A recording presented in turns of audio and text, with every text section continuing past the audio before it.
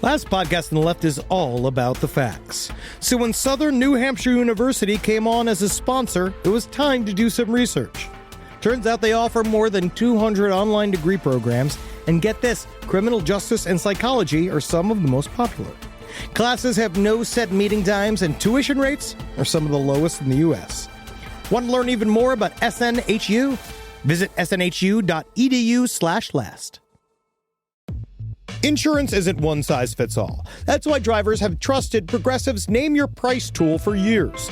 Just tell Progressive what you want to pay, and they'll show you coverage options that fit your budget. Visit Progressive.com to find a car insurance rate that works for you. Progressive Casualty Insurance Company and Affiliates. Price and coverage match limited by state law.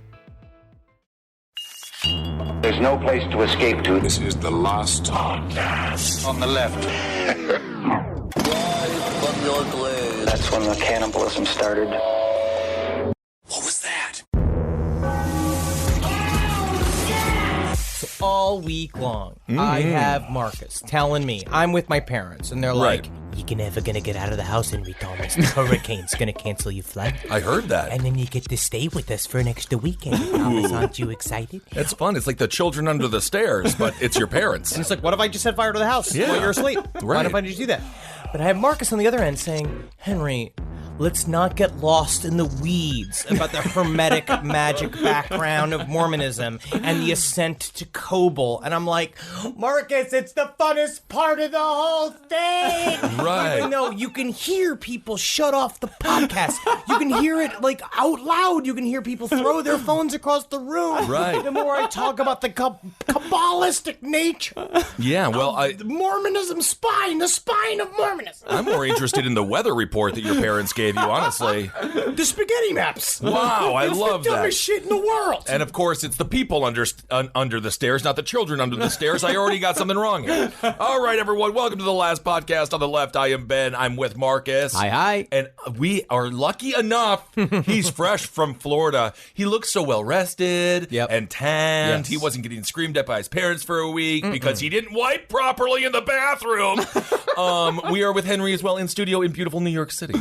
Now I've discovered I don't even bring underwear with streak marks to my family. I wash them. I pre-wash them in the sink. You have to. Yeah. It's like I'm washing my underwear in the creek. Like I'm a true indigenous American. Yeah. But today, again, we're not going to get lost in Kobol. We're not going to talk about this. But the one thing that does get me mad is why do Mormons, just by being super nerds, get gifted their own planets? It's not fair. Well, my mother bought a star.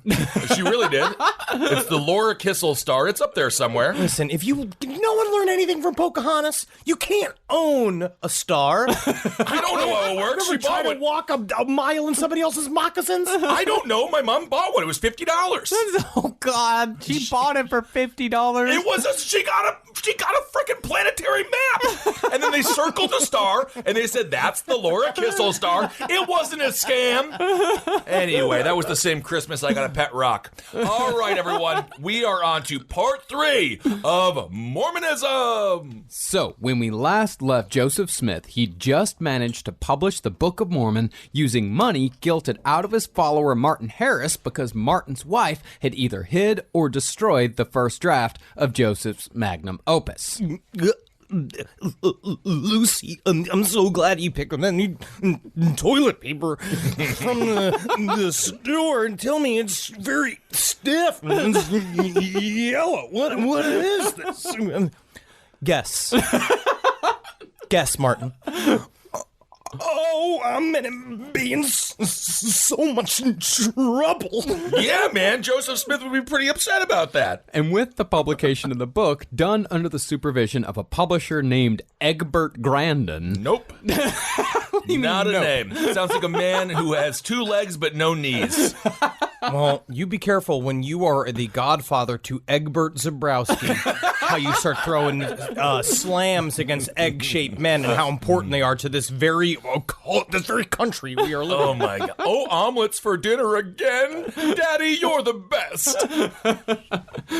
So after that, Joseph Smith moved forward with his desire to set up an actual church, despite the fact that the reviews for the Book of Mormon were universally terrible. Really? People hated it. It's not a good book. It's a terrible book. But can you imagine if the Bible was being written and John the Baptist was like, here are my works, and then everyone was like, oh, I don't know. Like seriously, do we really need to have critics for these books? Yeah, of course, because that's the thing is that Joseph Smith released it as a book. It was sold at bookstores. Not a religious book. Well, that's the thing is that there was no Mormonism when it was released. When the Book of Mormon was released, the Church of Jesus Christ of Latter-day Saints didn't exist. He did not have a church yet. Yeah, it was just a book. The Bible is actually technically good. Besides being a rag that should be used for tinder for the flame. Whoa! It's technically a beautiful collection of poetry and lessons. Yeah, where the honestly. Book of Mormon is indecipherable. It's 500 pages of gobbledygook,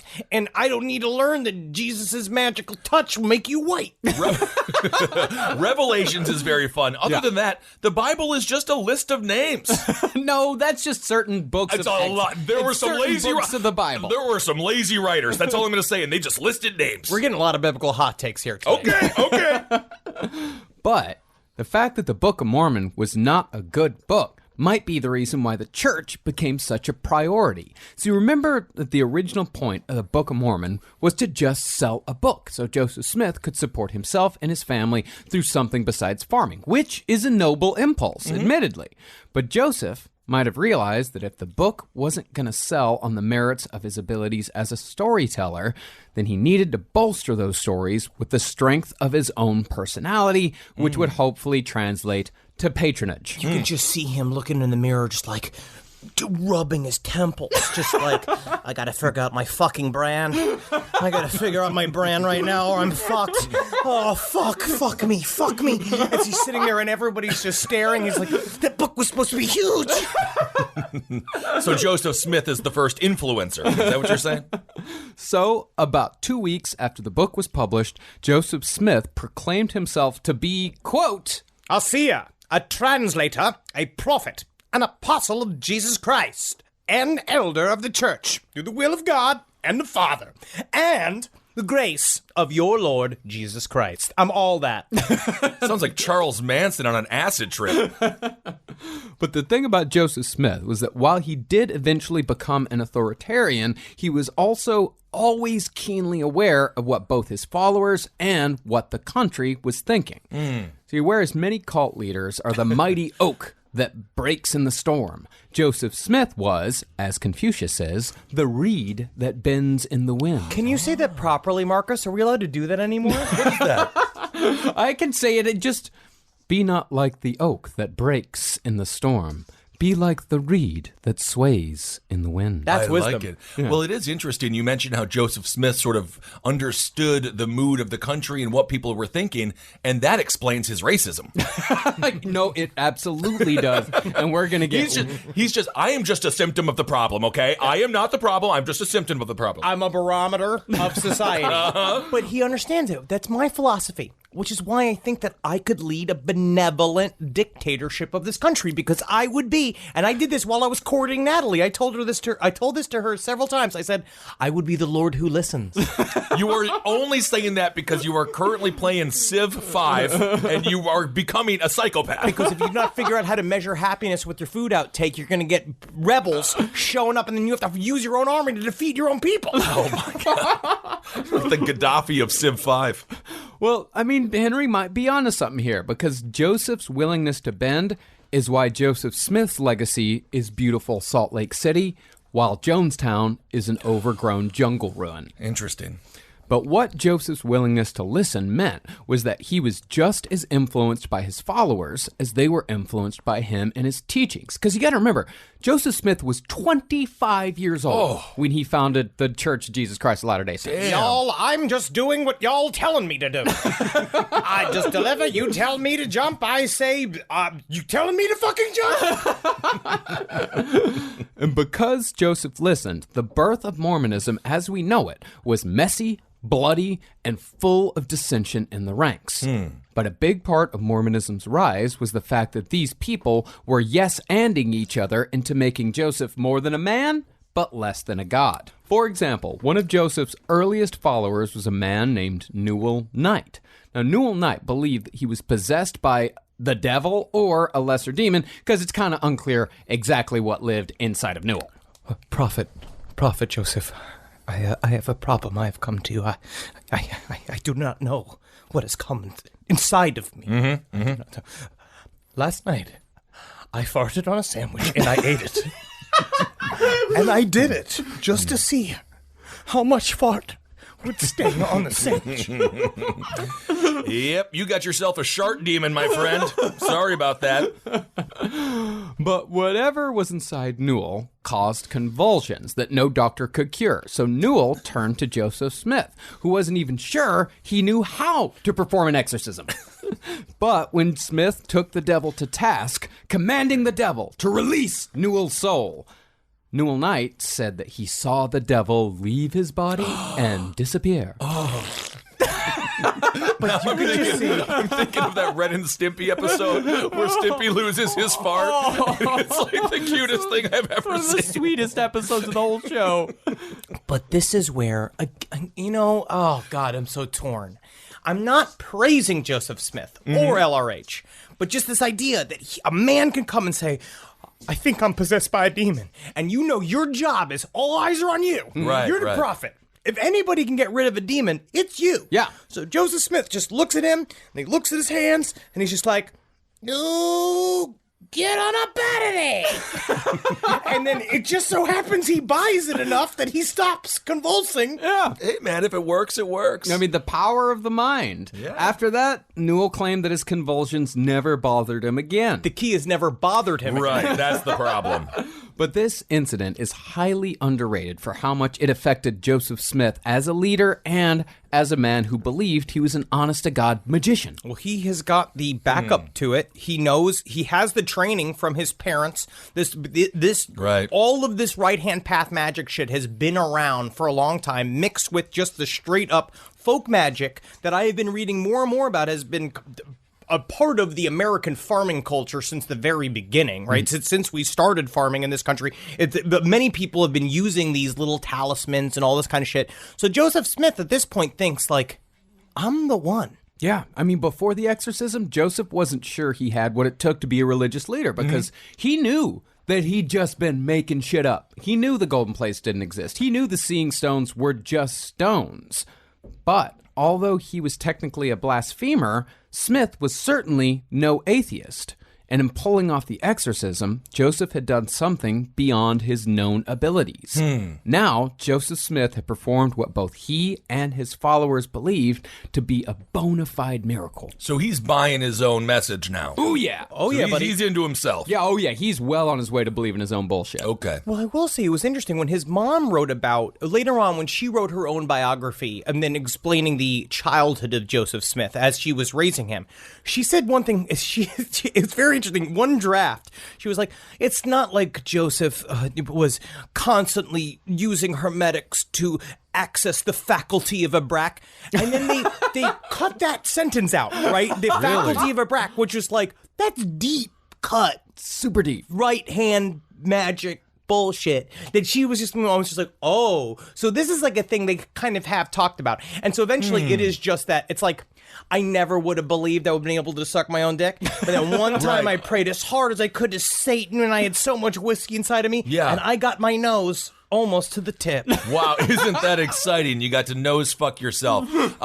So it seems like Joseph Smith's mom would be a super cool chick in Sonoma. Yeah. She's just kind of a hippie chick, huh? Oh, she'd be covered in gems. Okay. And so, on April 6th, 1830, the Church of Christ, as they first called it, was formally established with only 6 members. Within a month, that number had jumped to 40. This is the shit that really, like, flipped me. As we were going through this history, Mormonism caught on fast. So super fast. But most people in Joseph Smith's hometown were not buying it. See, these people knew exactly what Joseph Smith was because they'd all grown up with him. And for the most part, they'd put up with all the magical shit that Joseph and his family got up to. But now, Joseph Smith was taking advantage of people's deeply held beliefs. He was a blasphemer, and that the people couldn't abide. But it was smart to attach it to Jesus, right? Of Because course. then he makes it so he's just a franchise. He's just a different franchise of Christianity. It's repackaging the Right. essential pieces that make any religion. So then folks who were super Christian could also just be like, well, it's not that bad. Jesus is still involved. Yeah, of course. Right? And this is also something that's pretty common among cult leaders. Like, you remember Om Shinrikyo, a lot of their stuff was based on the Foundation. And that brought in all of the sci-fi nerds. You gotta have a hook. Yeah. Cults have to have a hook. Like, you have to add something new to the conversation. Right. So, a mob of about 50 people surrounded Joseph and his converts, threatening to tar and feather until a constable appeared and arrested Joseph for disorderly conduct. This is just the first mob First. that will come for the Mormons. Yes. Yeah. But then I researched a little bit about tar and feathering, and it's interesting because a lot of it's not as bad as I thought it was. Are you sure about that? Well, sometimes it's the super hot tar if they really don't like you. But sometimes it's pine tar that just can be, it's still hot, but it's not scalding you hot. But it's more embarrassing. The worst thing they do is they ride you on a rail. Yeah. They take a fence post and they put it up in your gooch, and then you're covered in the feathers and the tar, and then they bounce you up and down this rail and they embarrass you. Oh, it sounds super embarrassing. You get covered in pine tar like you're a baseball bat and they shove stuff up inside you. Not good. Well, like Henry said, although this was the first time a mob appeared ready to take Joseph Smith away, and it was the first time that Mormons were threatened with violence, it was by no means the last, not even close, and the church was only a couple of months old. Wow. But Joseph skated on this one as he would many times afterwards. But what this gave Joseph Smith was something that every good cult leader needs. An enemy. Get this, man? An enemy. Dracula didn't love it. Honestly, very good. Very good. The Mormons were now persecuted, and nothing bolsters faith like persecution. Yep. About this first persecution, Joseph wrote, quote, They spit upon me, pointed their fingers at me, saying, Prophecy, prophecy, and thus did they imitate those who crucified the Savior of mankind, not knowing what they did. 2 months in, and he's already comparing himself to Jesus Christ. Got to, man. It's fucking. That's how you do it, dude. Yeah. Fucking John Lennon. But it's still like, I'm not Jesus, but I'm Jesus adjacent. I'll give you that. But the person Joseph Smith was having the hardest time convincing when it came to the church was his own wife. No shit. Of course. You imagine going home to your wife and you're like, so I'm kind of like Jesus. And she's like, what? What was that? Oh, you mean like Jesus, the garden man? But it's not because she didn't believe in Joseph Smith and the golden plates and all that shit. Because remember, she helped him translate. She was the first one. But while Joseph Smith was just fine with taking money from parishioners because it kept him out of the fields, Emma had pride. She did not like taking charity from other people. She believed that Joseph Smith should work for a living, that he should work for his money. Well, and I just want to thank everyone who's given to our Patreon.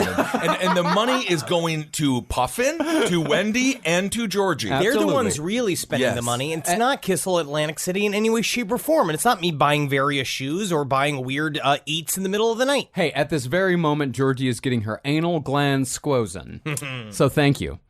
I'm doing sports betting now. It took 6 weeks for Joseph to convince his wife that joining the church was the right thing to do. And he finally accomplished it through what else but his natural talent for improvisation, a.k.a. lying. Ah, you say lying. I say selling.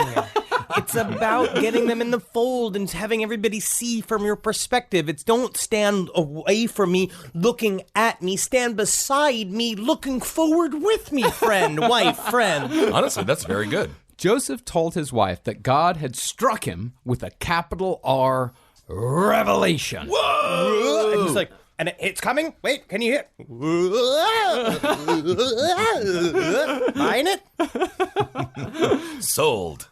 God, according to Joseph, had made Emma Smith a, quote, elect lady, going on to say that her only purpose would be, quote, a comfort unto my servant, Joseph Smith Jr., thy husband, in the spirit of meekness. In other words, shut your fucking mouth and do what you're told. Listen. This listen, is exciting, yay. No, but you're like a special wife. I am? No, you're a special wife, and you'll get to do special things. Like what? Like be my wife. But what if I want to do something, like get a job? You're already doing a job there. What? See, you're being my wife. You're just sitting there, and you're going zip. And me, I'm going tuk, tuk, tuk, tuk. Make a money, make a money, make a money. And here, Joseph Smith added perhaps the most important tool in his entire cult leader skill set: direct communication with God through revelation. Take a little bit of sociopathy, racism, and sexism, and then you've got a perfect dish. But all of that gives you a direct channel to Jesus Christ. Oh, is that right? That's the recipe? That's a recipe. And the thing is about the revelation is that it was one-sided. So that way, God's word was always final. Listen, Emma, it's God who made you a special wife. It wasn't me. He told me. You're going to argue with G.O.D.? No. Yeah, you know me? You were doing this? I remember that. I love the way you rap. Special wife. Yeah. Special wife is a special type of quiet. Nope, you made a noise there. That was a noise, too. Let's see what a special wife does. What noise does a special wife make? Yeah. Joseph even got rid of his seeing stones and all of his magical accoutrements because he realized that Mormonism would be much more impressive, simpler, and infallible if it all came directly from him. See, pretty soon, Joseph was claiming that God had whisked the golden plates back up to heaven, every single one of them. So Joseph would never have to face another situation like he'd faced with Lucy Harris's clever trickery. Hey, Joseph, it's God here. We got a big spaghetti Thursday coming up. I got to get these plates back. Is that cool? Absolutely, G.O.D. You're the boss of me. All right, thank you. How can I argue? He wanted the good plates. But, he must have felt almost a sadness, though. I feel like not to equate myself to this leader again, but I remember when You're Joseph Smith adjacent? Is that what you're saying? No, but I remember when I got rid of my big hands for my Mr. Big Hands. You got rid of the big hands? I had Your to. sketch for Murder Fist? When I had to, I downsized my sketch comedy closet. Yeah. Like, I downsized it and I got rid of all these props. And it's a part of me, because you want to believe, you'd be like, I'm enough. Just my words are enough. I don't need to dress up like a big dildo. I don't need to put on a Santa Claus costume all covered in blood. No, but I literally, just be me on stage. that bit was only good because you had big hands. It was all dependent on the big hands. Can I get a little bit of big hands just to, to go back to that moment a little Name's bit? Devin Horsepunch. You need help spanking your daughter? I'll spank your daughter with my gigantic hands. But listen. Oh, good memories. We see how you're laughing. That's just the power of me, boys. You need to be more supportive of me. But then but that's the things that I've got the seen the big memory hands, of you with the big hands and the glasses hunched over. It's like in the movies when the nerd girl takes the ponytail down and takes the glasses off. It was always her. She was always a hot chick. It's me. I'm the one with the big hands. All right. Joseph Smith, because he got rid of all of his accoutrements, he became God's mouthpiece, meaning that Joseph would ask God a question concerning whatever thorny matter was before him or the church, and then Joseph would speak the answer with the voice of God, final voice of God, unless, of course, Joseph later decided that God wanted something different. Hey, Joseph, should we get her 2 or 3 cheese pizzas for the meeting here? Let me ask God. God, should we get 2? Wait, what are you saying? Oh, we don't need to get at least 1 Hawaiian in there. Because that's God saying it. I don't know, Joseph, none of us like it. God said, we are eating a Hawaiian tonight. Whoa, that ain't even a pizza. Throughout Joseph's life, and indeed up until this very day, the concept of revelation was and is used to change the rules of Mormonism on the fly. Again, showing the willingness to bend to whatever whims kept Mormons thriving and, at that time, alive. Again, a similarity to Scientology. It was about the key word. Are we going to hit this again? Is alive. Is that this? They want this shit to live forever. This is a key that Joseph Smith understood, is that he wanted this to go forever, where LRH then used Scientology and moved it towards a business end, which you're going to see a little bit more with Joseph Smith later on down the line. With right now, he's starting to understand we just need to have a little bit of wiggle room in order for this great experiment to continue. Interesting. So a lot of people believe in a living constitution, for example, and that is why the Constitution has been so flexible. Which also makes Mormonism, again, the most American of all religions. Right. Interesting. Yeah. But the other thing about the Mormons staying alive, I mean that very literally, because sometimes the Mormons did have to change rules to prevent from being killed by mobs. All right, we'll stop walking backwards on Wednesdays. We understand we're running into the children. We will stop walking backwards on Wednesdays. So, after Emma agreed to convert and bend to Joseph's will, the couple moved to Fayette, New York, to live in the home of Peter Whitmer, who'd been one of the 8 witnesses to the golden plates before God took them back to heaven. Yeah, Pete, you remember you saw the plates, right? Tell Emma you saw the plates.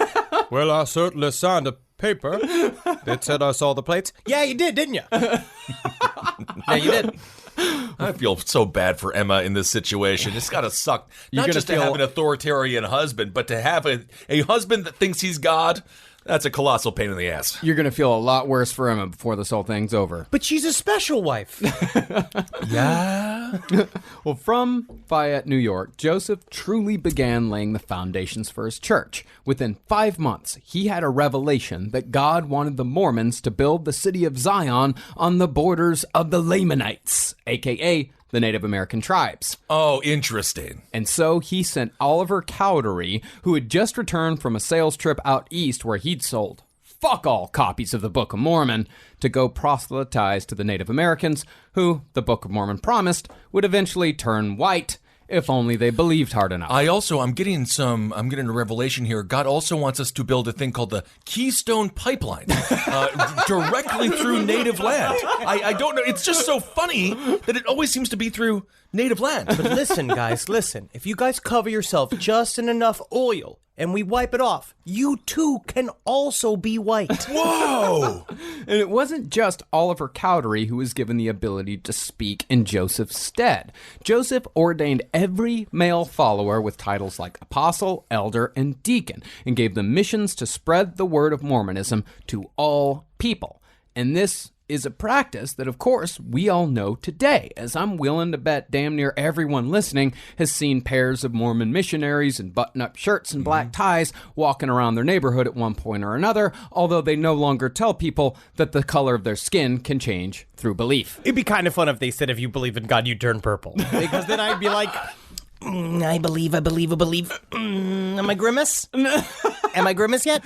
And again, to give you a scope of how successful Mormonism ended up being, there are currently 65,000 missionaries in damn near every corner of the globe spreading the word of Joseph Smith. Just tight boys, just full of innocence, and they're new to New York City, but they were taught Spanish for some reason, and they can all speak Spanish, and then those fey young girls, women almost, women, yeah. out there teaching lessons all alone in the middle of Synecdoche. But the reason why the Mormons promised white skin was because there was an actual scientific belief at the time that this was possible, because lighter-skinned natives supposedly took to European customs more readily than their darker-skinned brethren. I think that's probably like a really complicated, problematic statement, right? Yes, absolutely. Yes, and as dumb and anecdotal as that is, this belief in so-called science is what actually attracted a fair amount of intelligent-for-the-time people to the Mormon faith, which, again, this is extremely similar to Scientology. Because you add a little bit of the pseudoscience. A little bit. And then people believe, the intellectuals start jumping in. The pseudo-intellectuals, Yes. the people who believe they're intellectuals. Brigham Young was one of these guys. Yeah, all the people who went to Yale who currently don't have jobs. Or the other half of people who went to Yale that just write every single TV sitcom in Los Angeles. Or the person who just wrote an entire 8,000 pages in the New York Times about the TV show Friends. Yeah. Well, using pseudoscience, Mormonism was able to bring in dozens, then hundreds, then thousands of people who were just smart enough to understand scientific theory, but not so smart that they couldn't see through the bullshit. So, while the first missionaries were out west, a man named Parley Pratt, who was Mitt Romney's great-great-grandfather, came upon a town in Ohio named Kirtland, which was home to a pastor with a sizable following named Sidney Rigdon. Now, Sidney was a big believer in the gathering of Israel, meaning the chosen people would soon come together in anticipation of the final days. A lot of evangelicals believe in this shit now. And that also meant that Sidney was into millennialism, which was the belief that Jesus was due back on Earth soon to rule for the millennium of peace. Ben, I'm sure you're extremely familiar with this. I thought millennialism was living in your parents' basement because you're too lazy to get a job. Come on, Kessel. Leave them alone. Oh, man, I go there. I do that. But isn't millennialism, isn't that also kind of what gives the concept of what we've always talked about in cults, which you have to put an end date? Like you have to put a thing in the future that we're working towards, which is a goalpost that can be moved. Part of the genius of Joseph Smith, which we'll get into in just a second. Rise from your grave. Is there anything better than a summer evening outdoors? Enjoy your space to the fullest with new greenery from Fast Growing Trees. I love a big, thick bush. Fast Growing Trees is America's largest, most trusted online nursery, and they can send me a big, thick bush any time of the day. It arrives at work. It arrives at my car. I can pinpoint on a Google map where it is. Send me a big, thick, brown bush. And they send it immediately when they have it, because sometimes the shaver comes to town. I remember one time I ordered a cherry wood tree from Fast Growing Trees. And my God, I couldn't cut it down, no matter what my father told me to do. I had to lie to him about it. And next thing you know, I became the first president of the United States of America. And even you can become the first president of the United States of America with Fast Growing Trees. Right now, get up to half off select summer planning essentials, plus get an additional 20% off your first purchase with code LEFT at checkout. That's an additional 20% off at fastgrowingtrees.com with code LEFT at checkout. Offer is valid for a limited time only. Terms and conditions apply. Summer schedules can get busy fast with camps, vacations, sports, family time. And, every single time Carmi eats a block of dark chocolate, we got to take her to the emergency room. You know how much time that takes. All right, IXL makes it easy to keep learning part of the routine in just a few minutes a day. IXL is an award-winning online learning platform that helps kids truly understand what they're learning, whether they're building math confidence, strengthening reading and writing skills, or reviewing science concepts. From pre-K through 12th grade, IXL offers personalized, interactive learning that adapts to each child's level and pace, which is great because Carmi has been really slow in biology, and Wendy has really been struggling with American history, mostly just because she doesn't agree with the way it's being taught. So it's really important. You make an impact on your child's learning. Wendy, as soon as she gets her chicken, she is ready for all of her lessons. And Carmi just really has to eat 5 or 6 bites of liver, beef liver, chicken liver, and then she can really get down to, I'm hoping this is the year she reads To Kill a Mockingbird. So really, IXL, thank you. Make an impact on your child's learning. Get IXL now. And Last Podcast on the Left listeners can get an exclusive 20% off at IXL membership when they sign up today at IXL.com/left. Visit IXL.com/left to get the most effective learning program out there at the best price. All right, I know what you're thinking. I like to go banking, but I don't want to give to these big old banks all the time that cater to the 1%. Well, go ahead and get yourself hooked up with Chime. It's banking built for you, not just those rich jerks. And they got thousands of fee-free ATMs because why pay to get your own money? Chime is working for you, man. You get your Chime card, you're going to get travel perks, you're going to get into airport lounges, you're going to get those chicken thighs. Every time I go to an airport lounge, I get chicken thighs. And you know what I say whenever I see a plate of chicken thighs? Give me more. Chime's going to get you those chicken thighs in these lounges, all right? Sure, they can serve other types of meat, but why would you when chicken thighs are so delicious? Chime is not just smarter banking, it's the most rewarding way to bank. Join the millions who are already banking fee-free today. head to chime.com/left. That's chime.com/left. It only takes a few minutes to sign up. Chime is a fintech, not a bank. Banking services for Chime Card provided by Chime's bank partners. Optional products and services may have fees or charges. Stated cashback for Chime Prime only. No minimum balance required. Checking account ranking based on JD Power Survey published October 20th, 2025. For more information on travel perks, go to chime.com/disclosures. Rise from your grave. So, when Parley Pratt showed up at Sydney's church saying that the city of Zion was going to be America, Whoa, what? That's so crazy. and that the chosen people were the Native Americans, Wow. and that a man from New York had received these revelations straight from God. Of course. And when Sydney heard all this shit, he was ecstatic. You gotta be kidding me! Here's your sign. So, after fasting and praying for 3 days, Sydney, quote-unquote, saw an angel and took it as a sign that this Joseph Smith fella was onto something. Wow. And within 3 weeks, all of Sydney's parishioners were believers in the Book of Mormon without Joseph even fucking showing up. Bam! It's about finding yourself a loyal... I mean, honestly, like, we have an audience now. And so companies are like, oh, we would like to get a part of that audience. And all he did was take his audience. Joseph Smith was like, I want a little bit of that audience. And flip him. That's a brilliant move. It'd be like if we could get another podcast to start flipping their fans towards us. Towards us, And yeah. then we get them to start, their whole show is just praising us. Right. So they eliminate their show. They just talk about how great we are. And they make everybody that subscribes to them also subscribe to us. This is a great move. We're making money on top of money. We're making money on top of money. Big money moves. But it's weird how it's also about, like, kind of pokery bluffs, where if somebody has enough inertia, like he showed up, Joseph Smith showed up with enough fire, and he was the right look, he had the right cut of shirt, he was in there, he had the right words, and everybody's just like, okay, you want to be in charge? Okay, we'll flip to you. Well, no, this all happened before Joseph Smith even showed up in Kirtland. This was just Oliver Cowdery taking Joseph Smith's energy and delivering it. Wow. He just showed, like, he's like, you want to see something incredible? And it was just a box. And he opened up the top of it and just was the tip of a penis just hanging at the very top of the box. It might have been plaster. And he's like, this is Joseph Smith's penis. And it's coming all the way from Albany. Wow. Looks like Dan Aykroyd's nose from Nothing But Trouble. Meanwhile, Joseph Smith was busy writing a bit of a sequel.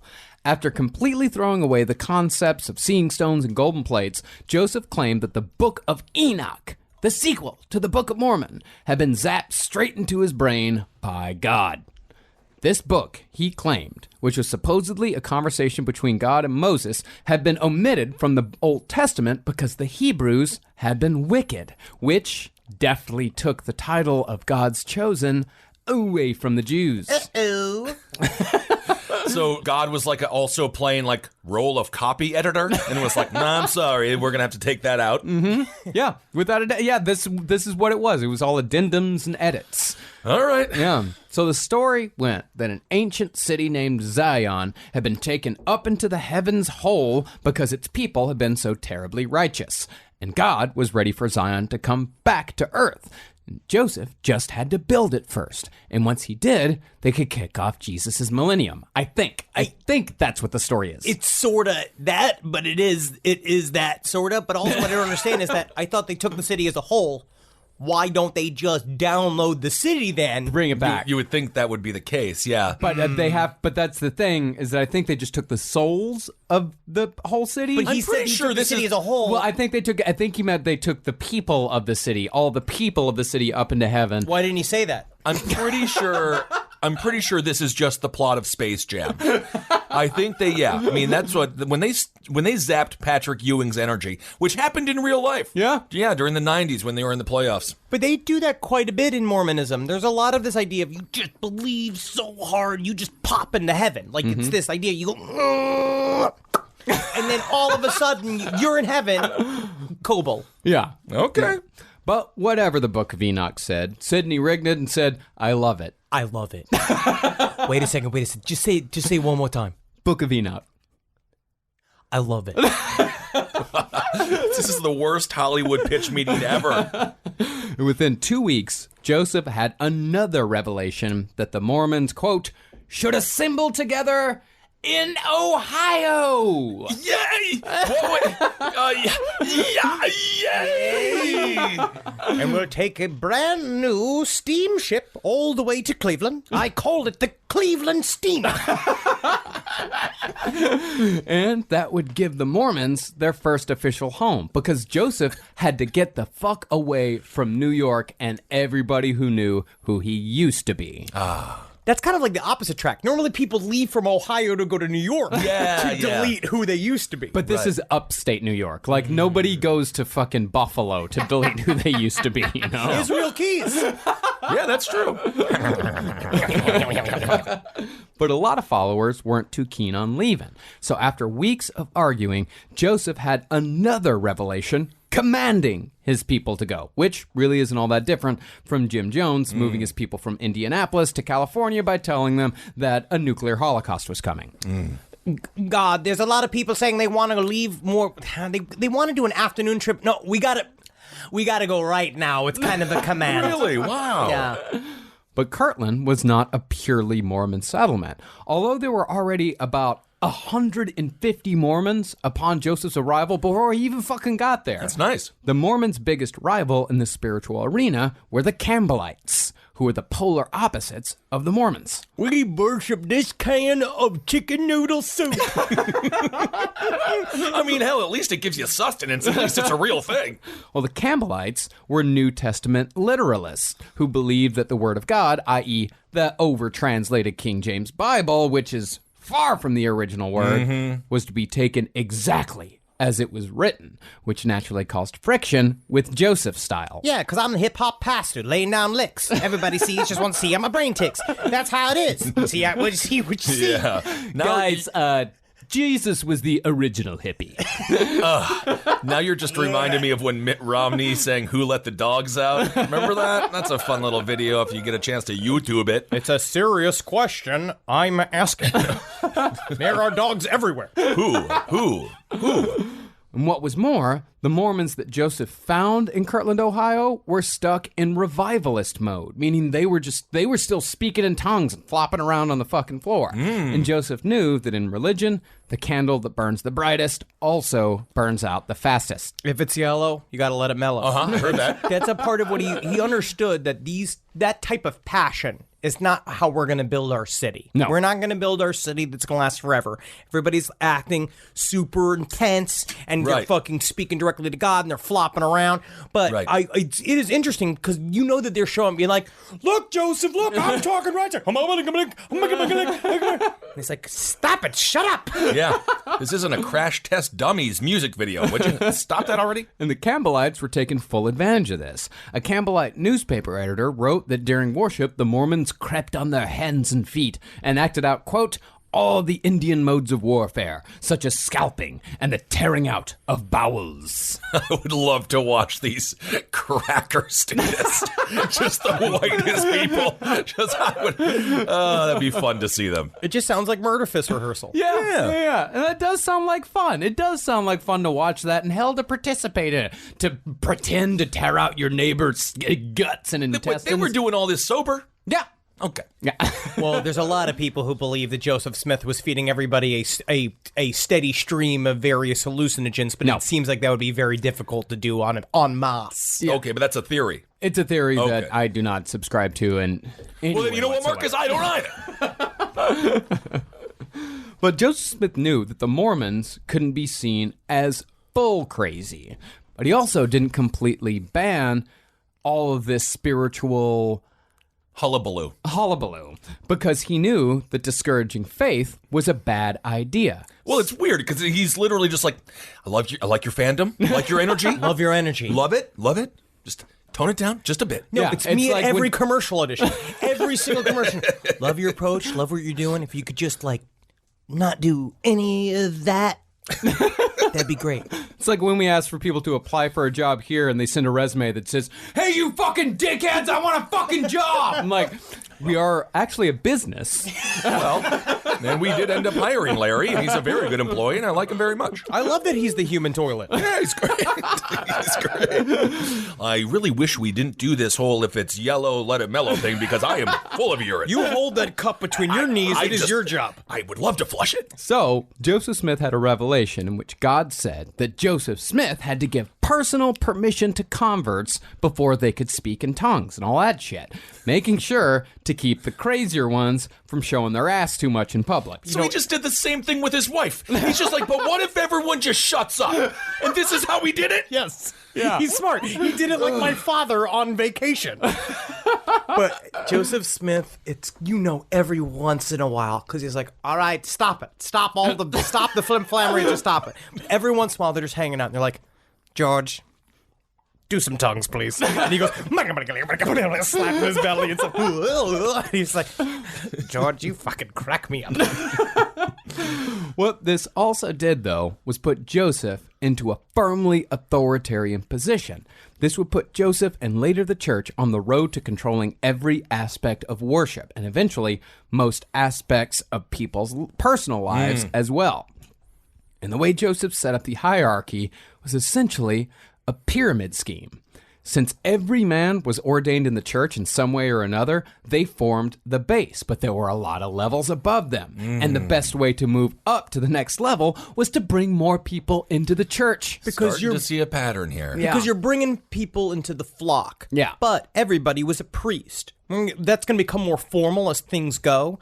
But it's interesting to see how people behave when you say, like, you're not intern Malcolm, you're Admiral Malcolm. Like, when you give somebody a big title, they act like it's more, like they have more gravity. Yeah. It's like MLM now, where they tell people, like, you own your own business. Woohoo! Yeah, but you're also selling Herbalife. Ah!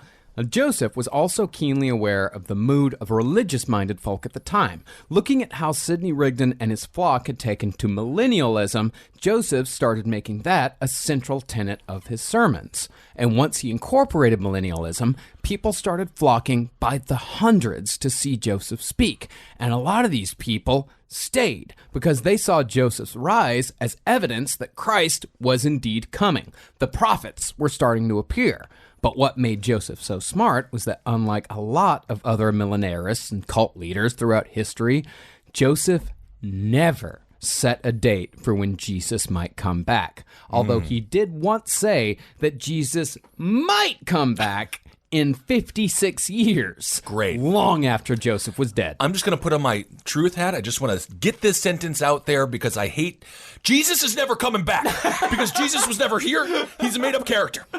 Thank you, Kissel. Honestly, it really means a lot. I'm glad that you did it and not me, and thank you for saying it. Please. Okay. My mother used to allow me to stay home from school, which was a nice reason because she said you don't have to go to school because you never know when Jesus is coming back, so we got to go to Piggly Wiggly. Yeah. That was nice. Yeah, but that also introduced a lot of really bad habits that you're still trying to deal with. Mm-hmm. No, I don't. I just surround myself with smart friends. It's not me stealing people's work. It's me surrounding myself with smart people. You should have heard me explaining to my niece, Bella. My niece was literally being like, I don't understand group projects at school. There's always one kid who doesn't do anything, but he gets the same grade as us. And I'm like, that's the smartest kid in the group. Because that's the kid who understands. You just have to go, listen, Bella, love what you're doing. Love your energy. Again, keep it going. I'm here to I'm dotting the I's. I'm crossing the T's. I'm here to support you. Yeah, and honestly, your father's routine of just when he was asked to do something, he did it wrong, and then your mother never asked him to do something again. Just get the question wrong when when in the group work, and then... Oh, yeah. I guess you better do it. But in the Mormon world, Jesus had already come back. Oh my God, I just realized something about myself. In group projects, I used to just do all of the work because nobody else would do it as good as I could do it. I know, and it's not, nothing has changed, but... Kissel, stop it. Oh, is he figuring it out? No, don't let him know that he's remotely figuring it out, okay? That the same dynamics are in play and that they'll always will be, and that jokers who don't do anything always float casually to the top. Man, I wish I could do less work. But in Mormonism world, Jesus already came back. Oh, already? If you think about it, that time when he reappeared in North America, he kind of had a little bit of being like, Well, that return kind of already happened, so we don't really have another one of those in the can for a little bit. Okay, so they already do have the, I guess, is it the descension of Jesus has already happened? It's not the full descent. No, it's not the full backup with the army and the ends of the times and all the trumpets and the revelations. All the stuff about revelations that I've already forgotten. There was a chicken place that opened up and Jesus really wanted to try it? Why did he come back? He came back to talk to the Lamanites and the Nephites. Wait a second. Are the chicken wars the sixth seal? Oh, no. Popeyes and Chick-fil-A. I knew the Christians have to do with this. This is Chick-fil-A's Christians. Then it's trying to bring about the end times. Well, millennialism was where the Mormons actually got the name that they use for themselves. Because even today, the word Mormon, when it comes to referring to these people, is considered of the devil. It's still considered an insult. They do not refer to themselves as Mormons. In fact, it's a great sin to refer to yourself as a Mormon. Okay. I'm not a Mormon. I'm a Mormon. Very good. See, since these people believed that they lived in the end times, they began to refer to themselves as Latter-day Saints. And the Church of Christ eventually became the Church of Jesus Christ of Latter-day Saints, or more commonly, the LDS. Interesting. Now, during his sermons, Joseph made sure to maintain an easygoing, folksy appeal, but he knew when to hit him with something hard. And it was said that Joseph was able to take a crowd from laughter to tears in a split second, which again is extremely common in cult leaders. It's like our live show. But Jim Jones was very similar. Yeah. Jim Jones had a flair for lacing in, being like, "Now I'm just a man like you. I'm just like you. I put my bra on one strap at a time." And I'm like, "Jimmy, you're a guy." You know? But it is that stuff that allows you to key into people. Right. That's where Joseph Smith had his truly special gifts. Interesting. Yeah, and Joseph was also extremely personable. I mean, he was a great politician. They said he was super funny. He was always joking and jesting, and he would kind of bend the rules just a little bit when it was funny. Oh, man, now I'm thinking about again when Mitt Romney's saying, "Who let the dogs out?" My God, he is just so personable. I saw a Dachshund in the living room. I saw a Rottweiler in the backyard. I am concerned at the level of leakage that these dogs are receiving. And once Joseph proved that he could move people, at least emotionally and spiritually, he took it to the next step and started asking for land and money. All right. Now, for Sidney Rigdon's followers, this wasn't a big deal because they were already living communistically, which was much more common at the time than you might think. There's a lot of communistic roots in America, especially in small farming communities. Yeah, because they understood that it's not about the ideological end of socialism. It's about just taking care of people. So they lived communally. It was more like communalism. Yeah. And you see, that's the thing, is that it's just when it's just one community, Joseph Smith just kind of stepped like, okay, you're all just one group. Right. So I'm kind of in charge, quotation marks, of this entire community. Right. But for the others who weren't so sold on the communistic ideals, Joseph needed a revelation, which said, quote, "Behold, said the Lord, thou shalt consecrate all thy properties, which thou hast unto me, with a covenant and a deed which cannot be broken, and they shall be laid before the bishop of my church." It's the church. Oh, is that it? Good Lord. And this demand for Mormon money continues to this day. If you really want to have fun, YouTube, like Kenneth Copeland, for example, he's a multi-millionaire fake pastor. And when they get confronted, be like, "Why do you have a private jet?" Just go down that YouTube hole of people confronting these super wealthy people. And it's really fun to see them try to explain away the fact that they are obviously lying and taking advantage of If people. you look right here in the book of Corinthians, it says the most important and luxurious, most supple leather is the Corinthian leather, which is why I have spent 25,000 of your most gracious dollars in covering the entire interior of my personal jet plane with Corinthian leather. It is literally exactly that response. I think one of them actually said that demons live on passenger jets. They do. They do. They technically do. Yeah, we had a flight attendant who told us that is true. Yeah, well, she said reptilians. Yeah, okay. Well, Mormons are required today to tithe 10% of their annual salary to the church. And if they don't, they aren't allowed to worship in a Mormon temple or even enter a Mormon temple for any reason other than to pay the tithe. Next week, we'll get into all of the weird shit that you have to do and even to try to enter into a Mormon temple. We literally had to sell our house growing up and move into a duplex. And my dad made $75K a year. They gave so much freaking money to this Good News Fellowship Church. We literally built our pastor's house. And it was a mansion. And it infuriated me at a very, very young age. And it's like, Daddy, Batman has some really cool new action figures out right now. I would really like to get those. But, of course, we have to give to the church. I know that you must have given a lot to the tithing, but I'd also like to get a look at some of the food bills that you and your brothers racked up. I crushed it. Man, I could order so much pizza.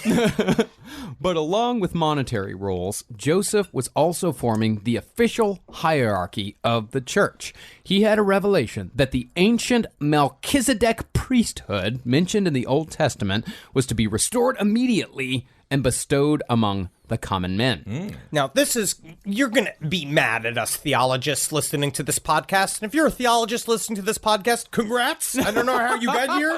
But this is where it's a bit complicated, but I think that Joseph Smith used that to his advantage. Yeah. Now, the Melchizedek priesthood is one of the most important organizations in Mormonism, but it is also highly complicated, and we just don't have the time, nor honestly, the attention span to dive too terribly deep. Honestly, good, because I'm already getting pissed. Basically, the long and short of it seems to be is that Melchizedek was a famous priest. He was a priest. Essentially, this is a priest class. Yeah, kind of like for the D&D people out there, it's like the difference between being a paladin and a cleric. Yes. How'd you make this more confusing? Because this is how it is. I get it. He's making it less confusing for me. It is.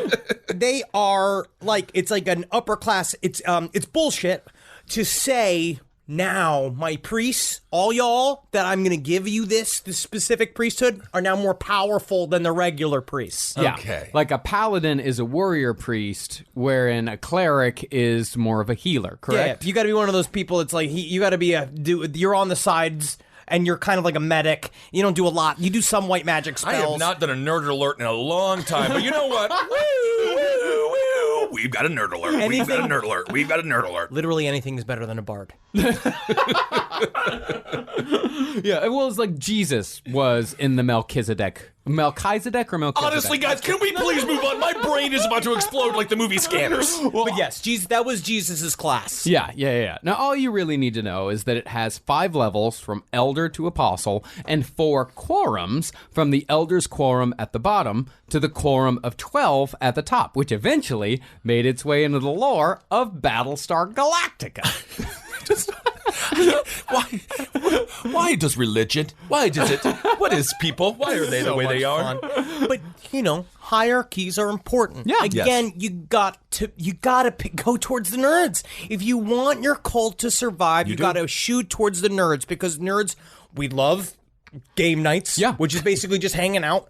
We like feeling like you don't have asthma, like you're not getting gene rub, right? Yeah. Mm-hmm. And what kind of alleviates the feeling of gene rub? What is gene rub? Hired on, buddy. Oh. No, that's his version of naughty gene rub. I'm talking about base gene rub, which is like, I don't know if you've ever fully filled out your jeans. I've seen, like, when I was really, really big, and then, like, you get, like, a rash underneath your belly from the material of the denim, and, like, all from the inside of your thighs. I've been real fat, kind of fat, and currently sort of fat. I have never had any kind of rub. See, I thought when you said jean rub, I thought you meant, like, when you get hard when you're wearing your jeans, and then that rubs. No, what about underwear? It makes you, like, horny. Back in the day, my penis used to just kind of stick into the bottom of my belly. You guys must have gotten those fancy jeans that had the zipper in the form of a vagina.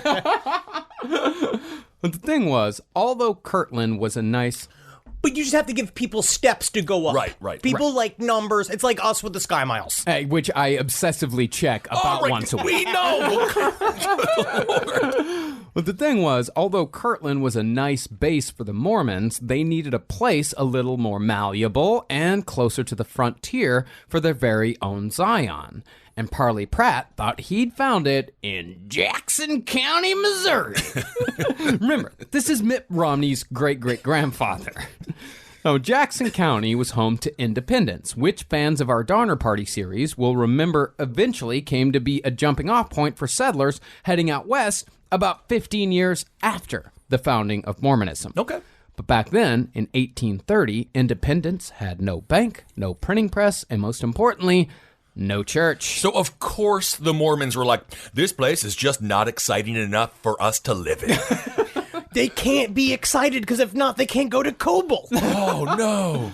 All Independence had was one shopkeeper who was making a killing, all of which made Independence a seemingly smart place to settle.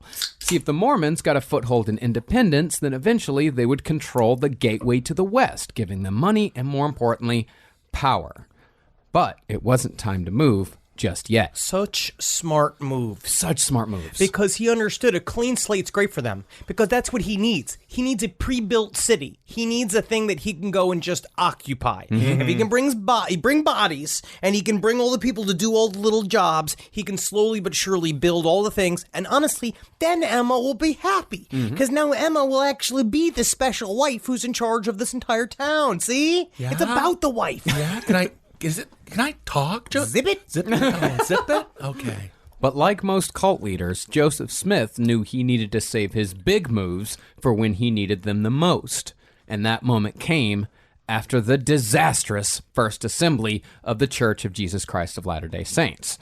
Now, it all started off as a total success. Started at a high point. It was during this assembly that Joseph established the priesthood of Melchizedek, and during the ordaining ceremony, a fanatic named Lyman Wright jumped on a bench, acted as if his whole system was under attack, and screamed, If you want to see a sign, look at me!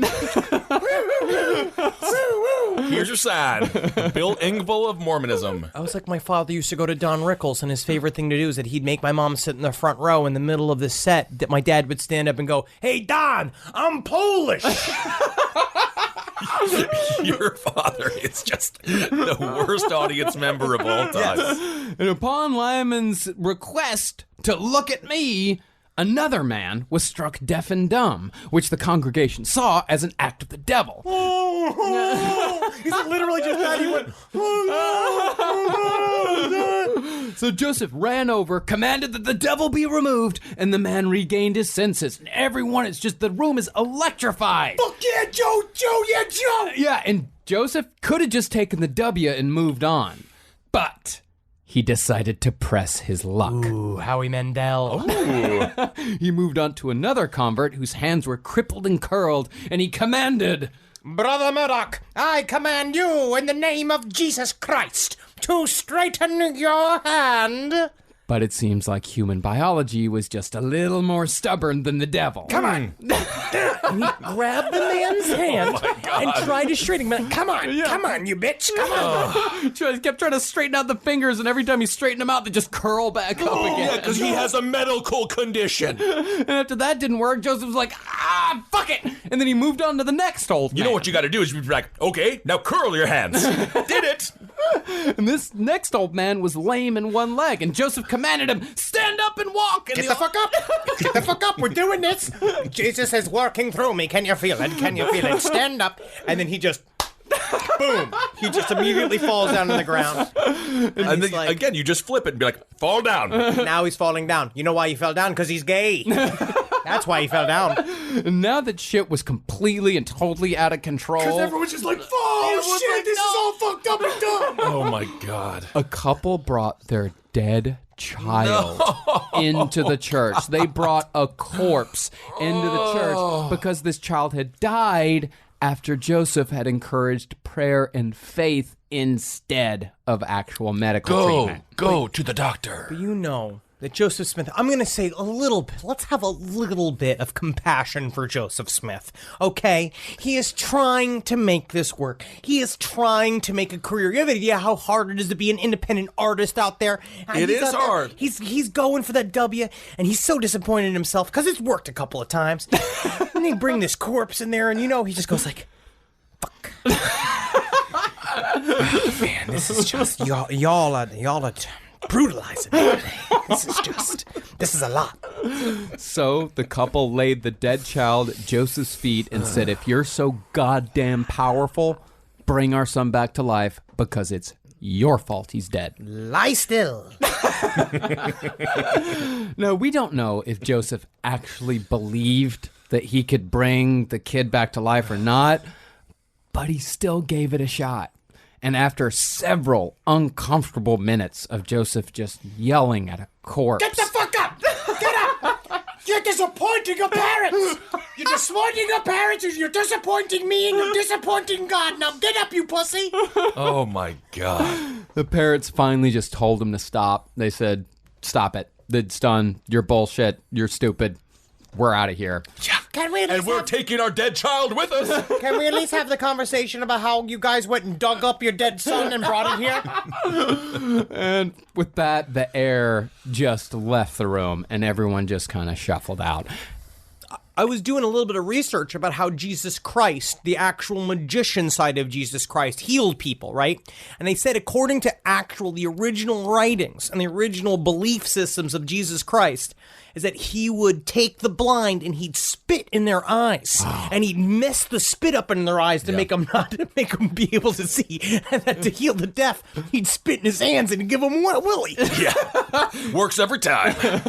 And all that shit that happened with Joseph Smith, with the fingers and the old man falling down and the exorcism and the dead child, that was the first day. Yeah, the second day he's like, what if I try stink palming them? Is this Firefest? But for religion? It's definitely a flop. And on the second day, more bad news came. 2 people who had bestowed land upon the Mormons in Ohio were taking the land back and were demanding that the Mormon trespassers return to New York. But this seems to have sparked an idea in Joseph Smith. See, at this point, Joseph was teetering on the edge of losing everything. And what else works better for a cult leader when people are losing faith than a change in location? But Joseph Smith was also smart enough to know that he didn't have the spiritual currency to move everyone. So Joseph announced that God had commanded that he and 30 of his closest followers should immediately leave for Missouri to scout for the city of Zion, and he got the fuck out of Kirtland before things could get any worse. He literally just hopped on his horse and went. Yeah. Because he was like, oh, just got a revelation. 30 of my closest boys and I gotta go, and we gotta scout. We're on a scouting mission. We gotta do a location hunt, so and we're going right now. And he just hopped on a horse. Day 3. Yeah, and just left. He just left, and then other guys were like, so, are we part of the 30 that's gotta... All right, we're going to 2. And they loaded up the horses and basically had to go find Joseph, and they fucking hightailed it out of town. That's how you do it. Yeah, and Joseph had reasoning behind this. He said that he couldn't perform miracles in Ohio because Ohio was not consecrated ground. But in Missouri, the blind would see, the lame would walk, and the Mormons would be free to build Zion upon the back of an already thriving settlement. Of course, it's Missouri. I mean, I think that's all. I think that entire sentence is on their license plate. Nothing is better than a state with the word sour in the middle of it. And not only would they arrive to find a bustling community, but Joseph was sure that Oliver Cowdery, his first missionary, had already converted hundreds of these good, kind folk into Latter-day Saints. But when Joseph and the others arrived at Independence, they found nothing more than a backwater frontier town filled with hard-bitten, highly paranoid frontiermen. In other words, the absolute dregs of American society. That sounds fun to hang out in, actually. Yeah, it does, but not if you're starting a religion. Nah. Joseph, listen, all love and revelations. Again, no arguing with God. I mean, this is totally dope. I'm glad we left in the middle of the night. I love hanging out with you and our boys and these horses out here just hanging out. But this place sucks dick. Rise from your grave. You know, I rip around in the bed. You might actually not be surprised by this, but I'm a restless sleeper. I roll back and forth like an alligator with a wounded deer. But something's changed in my house, and it's thanks to Boll and Branch. You know, people keep their bedding way longer than they should. It's because people are afraid of change. Not me. I burn my sheets once a week, but I don't need to, because Boll and Branch's signature organic cotton sheets, pillows, blankets, and comforters are all designed to be breathable, incredibly soft. They get better over time. Start with the signature sheets. You're going to buy 2 sets so you can rotate them. Come on, you're going to want to. The moment you get into bed, You'll notice a difference. I know I did. I just got fresh from the bath. I was fully lotioned. And sliding into those sheets kind of felt like, to be honest, I felt like the luckiest pasta filling in the whole world. All right, they're really good. You will like them. You will feel like a brand new laid chicken, which is we're all going for. Just trying to be a hot chick again. Sleep cooler this summer with Boll & Branch during their annual summer event. For a limited time, get 20% off site-wide at bollandbranch.com/left with code LEFT. That's Boll & Branch, BOLLAND branch.com/left. Code LEFT to take 20% off. bollandbranch.com/left, code LEFT. Exclusions apply. Call me a squirrel, 'cause I'm covered in acorns. That's right. So many people are focused on where their money is today. And Acorns is the financial wellness app that cares about where your money is going tomorrow. Let Acorns work for you. You put acorns in the ground and you're gonna get trees tomorrow. That's right, investments. And with the Acorns potential screen, you could find out what your money is capable of. I always do that. I'm like, I want to invest in something that I like. Let's say cheeseburgers. Okay? That's kind of hard to do. Acorns will help you find a cheeseburger that is right for you. So sign up now, and Acorns will boost your new account with a $5 bonus investment. Wow! Join the over 14 million all-time customers who have already saved and invested over $27 billion with Acorns. Head to acorns.com/left or download the Acorns app to get started. Paid non-client endorsement. Compensation provides incentive to positively promote Acorns. Tier 2 compensation provided. Potential subject to various factors such as customers' accounts, age, and investment settings. Does not include Acorns fees. Results do not predict or represent the performance of any Acorns portfolio. Investment results will vary. Investing involves risk. Acorns Advisors, LLC, an SEC registered investment advisor. View important disclosures at acorns.com/left. This podcast is brought to you by Squarespace. Squarespace is an all-in-one website platform that helps you stand out online. Yes, that's right. You don't have to smash your face with a hammer. You can just start a business. It's got everything you need on Squarespace, from securing your domain to building a professional site and showcasing your work all in one place. Let's say you want to show everybody how you can carve your ribs out of your lower abdomen so that you look more like a Ken doll. That's amazing. You can bring your vision to life with AI-powered design or curated templates, plus flexible editing tools that helps you create something that truly reflects your style, especially if you are somebody that is trying to corrupt the young men of America. That's what Squarespace is really going to help you. Squarespace makes it easy. It makes it easy for you to put all that together, and you just go to Squarespace and do it all. Thanks, Braden. Head to squarespace.com/left for a free trial. And when you're ready to launch, use offer code LEFT to save 10% off your first purchase of a website or domain. Rise from your grave. Well, as far as how many people Oliver Cowdery had converted, it was not the hundreds that Joseph Smith had predicted, but rather 4. That's less. Yeah, that's enough for a quorum. So Joseph pretty much said, "Fuck this," and left a contingent of Mormons in Missouri and went back to Ohio, 800 miles away. You know what? I didn't listen to it first, but then I spoke with God, and this place does, in fact, suck dick. And once Joseph got back, he began the most revelation-filled period in Mormon history. In 1834, Joseph had 3 times as many revelations as he had in the last 10 years of his life. It was like Bobby Bonilla in 1996 with the Mets. Well, how is it like that, actually? I would like to hear this. Why? His peak. That was his peak? Oh, yeah, I guess. I remember seeing it. See, by studying the Bible, Joseph was able to extrapolate on verses. Out of an obscure passage in Corinthians, Joseph deduced that there were 3 kingdoms to which men would be assigned on Judgment Day. The celestial kingdom would be where members of the true church would go, i.e. the Latter-day Saints. Well, the celestial kingdom was on the sun. Or at least it was a place that had the glory of the sun. But a lot of people do see it as the sun. Yeah. You know that would be real uncomfortable. That would be very uncomfortable. The sun is extremely hot. Are you arguing with God? It just seems hot up there. It just seems like I tan. I'm German American. You know what you do? And I tan very much. You know what you do? What? You stay quiet. You shut up. That's what you do. And you know what I do? I talk to God, and He tells me what's going on. And you know what He's telling me? You're going to the sun, buddy. You did it. Those who had never known the gospel, they'd be sent to the moon. Yes. Joseph called the terrestrial kingdom. And we'd find out later on that was actually completely true. Brigham Young would clarify that the people of Earth would live on the moon, that the people that were ignorant of the message would live on the moon, and that actually they're taller there, and they dressed as Quakers, and sometimes grew big, giant, leathery bat wings. That is completely real, according to Brigham Young. This is the founder of a university? Okay. But for those of us who have heard the word and rejected it, we would stay on Earth, the telestial kingdom. I am such a fan of staying on a planet that has a thing called oxygen, because I found that humans need that. Yeah. You don't understand, dude. You really don't understand the power of it would be like to be on Kobol and to get your own planet. Because this is going to expand from here. Okay. Yeah. But even though Joseph was popping off some of his greatest hits, people were starting to fall away.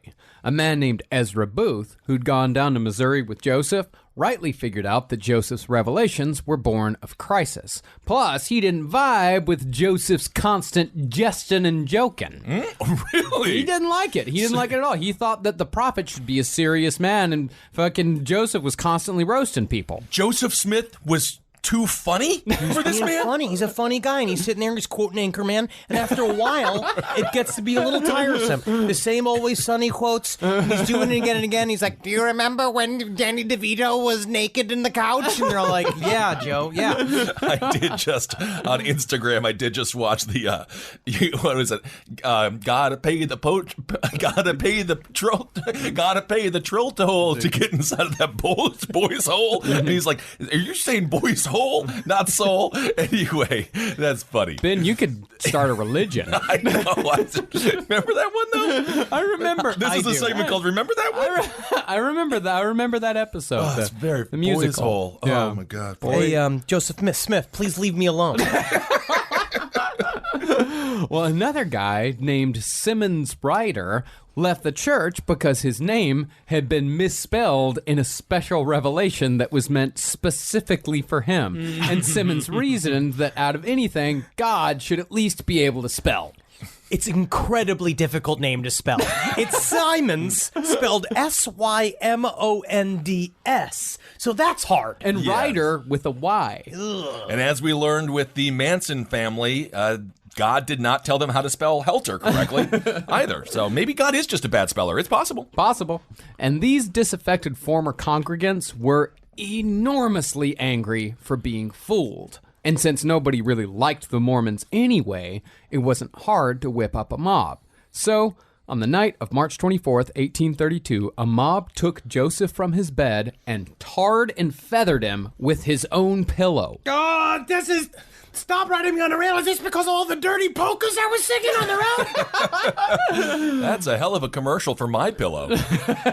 This is mob number 2. Yeah. Okay, so they actually got him this time. They did. Now, was it a true tar and feathering? Because my understanding is it's when you try to remove the tar and your skin goes with it. Yep, and just the tar and feathering, that was the least of it. Before the tar even went on, they stripped Joseph naked and covered him in tiny little scratches to make sure that it hurt extra. Then they beat him senseless and crushed a glass vial in his mouth. But it is weird sort of like dream violence. You know what I mean? Yeah. When you can't really like hit somebody and you kind of like, it's that weird thing, you're like forcing a vial in his mouth and you kind of haphazardly like close it and you just like, Yeah, thinking about that, that is nasty. Yeah, but this supposed show of strength backfired completely. All the men who participated in the tarring and feathering were there in the pews of Joseph's church the next day to see Joseph's reaction. God, it's the same. Everybody's mad on Twitter and they want to see how mad they are getting on Twitter. So what the hell did they say? Like, hey, Joseph, sorry about that. Like, what do you say when you look at this man? They're sitting there, they've got their arms crossed, they're making jokes to each other, they're ribbing each other, saying like, yeah, let's see what this fucker does now. Let's see what he does now. He walks in like Chicken Lady from the Kids in the Hall sketch? Yeah, go like spitting out feathers and shit. No, he'd cleaned off all the tar the night before, but he looked like shit. He looked like he'd just been tarred and feathered and had the shit beaten out of him. And he just went up, gave the sermon he'd already planned to give with quiet dignity, acting almost Christ-like, which made the Mormons only love him that much more. Ooh, that makes me so mad. Like, just honestly, him not giving any sort of satisfaction, None. quiet dignity, just going like, and now we'll talk about again why milk should be illegal. Yeah, this is actually, I mean, I know he's a total flim-flam man, but this is kind of badass. Yeah. So soon after that, Joseph went back to Missouri to smooth things over a bit because the Missouri Mormons were understandably none too happy about being left behind after Joseph told them that they were settling a city of God, because they figured if we're settling Zion, then maybe the prophet should be hanging around and helping us do it. Right. No, I'm a hands-off prophet. That's the thing, is that when Joseph returned, he found that the number of his Missouri congregation had doubled since the last time he was there, from 300 to 600. Ooh. And furthermore, it seemed as if Bible prophecy was coming true through the actions of Andrew Jackson. Wow, like the evangelicals are using Donald Trump's incompetence in order to trigger their own endgame scenario. Mm-hmm. That's wild. So what was Jackson up to that he predicted? Well, it's during this time that President Jackson began forcibly removing Native Americans from their homes in the East and started relocating them just over the Missouri border in the first push to strand the tribes in the more worthless parts of the Midwest. But instead of looking upon this with horror and shame as we do now, the Mormons were ecstatic because to them, this was God's way of returning the lost tribes of Israel, a.k.a. the Lamanites, to the Promised Land, a.k.a. just outside of Missouri. Oh, God, you mean to tell me that they think that all the angels are going to live in Fartown, USA? And so Smith returned to Ohio on cloud nine. Not only was his congregation growing, but prophecies that he'd made seemed to be coming true. And it was just after Joseph returned to Ohio that a young man from Vermont named Brigham Young showed up in Kirtland, having read the Book of Mormon and swallowed every word as truth. Well, eventually, Brigham Young would be the one to lead the Mormons to Utah after Joseph Smith's inevitable death. But until then, while Brigham was a close follower of Joseph, he was a bit of a background character. But speaking of Brigham Young, it was around this time that Joseph Smith started truly designing the city of Zion. It would boast 12 temples, which were blocked out in squares of uniform size with farmland on the outskirts. Actually, people said that it was a feat of urban planning. And before we say that it's ridiculous for Joseph Smith to have such grandiose ideas, consider the fact that just 14 years later, Brigham Young used those exact same plans to build Salt Lake City. Currently, population 200,000. All right, Yeah, there it is. Did he plan for the Utah Jazz? He did not. He did not. And it wasn't even necessarily that ridiculous at the time. By 1833, 3 years after Mormonism's founding, Joseph had gone from 6 followers to 1,300. Not a bad turnaround. But with success comes attack. And the Mormons were about to face their first real religious persecution as a people, rather than just a personal attack on Joseph. Okay. See, I'd always heard that the Mormons were heavily persecuted in their early years, but I'd always wondered why. Because yes, Mormons are weird, but they're not that weird. And in the beginning, Mormons were mostly peaceful. Yeah, they weren't trying to attack people yet. At this point, they were just trying to set up shop. And I mean, I think ironically, they're weird because they're so normal and bland. Kinda, yeah. Well, Fawn Brody, in No Man Knows My History, laid it out pretty simply. See, at the time, independence was the edge of the American frontier, and the types of people who settled these frontier areas were not the most welcoming and open folk. What? In fact, it could be said that many of them were on the frontier precisely because they had inherently antisocial personalities. I'm going to tell you something, you button-down little shit. We like to call this part of the country asshole country. Okay? But before this time period, like when people started moving into an area, these antisocial personalities, they just go further west. There was always more land. But after Andrew Jackson forcibly removed the Native Americans just over the Missouri border and declared it Indian territory, Missouri was suddenly the end of the line. They didn't have anywhere else to go. And furthermore, the Mormons were going over the line and telling the tribes that they not only deserved rights, but should rise up and form their own nation. Okay. Wow, this is kind of almost Iran-Contra shit. This is like the thing where they go and they like take that group and they're like, no, you guys need to group together and you guys need to form your own shit, but you also need a leader. And that's why Joseph Smith is just bland enough to turn all of you white. The Oliver North of religious leaders, I suppose. Interesting. So now, was this done out of a compassion for the Native American, or was this sort of backhanded? No, it was a way to pump numbers because they saw that all of these got it's like these people are ripe for the picking. We can take these people, we can bring them into our fold. Because that's the thing. They also believed that they could turn them white. They believed that. Like, they believed that they could turn them white. They're just like, okay, we can take the Native Americans, we turn them white, suddenly we're the biggest fucking religion in America. But that's how Brigham Young actually got, super close with Joseph Smith, because he kept a super secret warehouse of paint. Is that right? He used just in case. And on the more municipal-minded side of Independence, Missouri, you had guys guessing that pretty soon Independence was going to be a Mormon town, with Mormon mayors, Mormon cops, and Mormon rules. Now, to these men, this was unthinkable because they believed Mormons were idiots who'd been swindled by a con man in his 20s who claimed that he received messages straight from God. And to top it all off, the Mormons were enthusiastic about their beliefs and seemed ecstatically happy, which nobody likes. No, it's really fucking annoying. A new cult, especially in the first couple of years of the cult, it's like, I get it. You guys all like chickpeas. Stop singing songs. You guys are all acting like you're better than me. You're not better than me. You're not better than me. No, I mean, it happens on a micro level. I had a friend who converted one Friday. He left, and then he came back on Sunday, and he tried to chastise me for drinking a beer, and I was like, we were just hammered on Thursday. And so, yeah, it definitely does make you feel like less than. Yeah, but all this could have been forgiven, or at least tolerated, if not for one thing. Mormons didn't own slaves.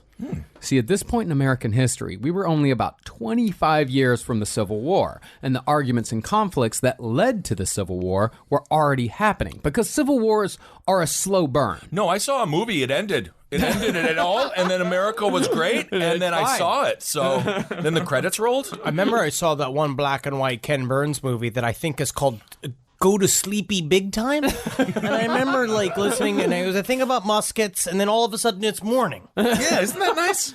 Kim Burns' Civil War is a fascinating document. It is. Honestly, it really is. I can listen to Shelby Foote talk all night long, and I have. And the wind, that was blowing. And the muskets, they were firing.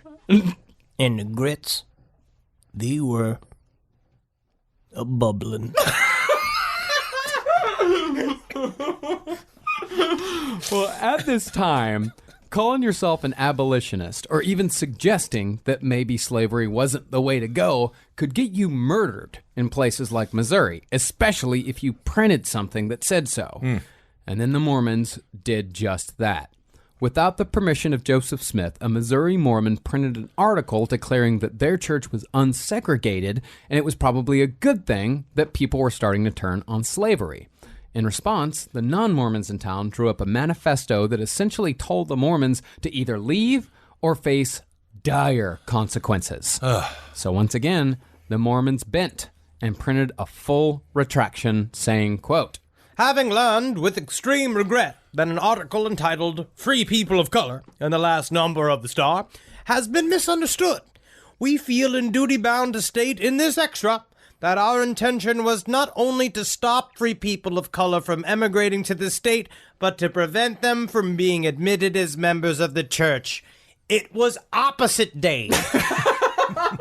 Good Lord. So they almost did something right. Almost. And they had to walk that back. But it's interesting, again, right? Close to the People's Temple, because they were very close to being like on the right side of history. Very. Yeah. Where they kind of were using these wedge issues, essentially, to get the other side in their corner. It's like why you see struggling comedians go alt-right. Yeah. Trying to get an uncatered to audience. But the other thing about the Mormons and the slavery issue is that if they would have gone full-on abolitionist, we probably would not know of the Mormons today because they would have all been murdered. Wow. Like, they didn't have to go as far as they did because they went all the way on the other side.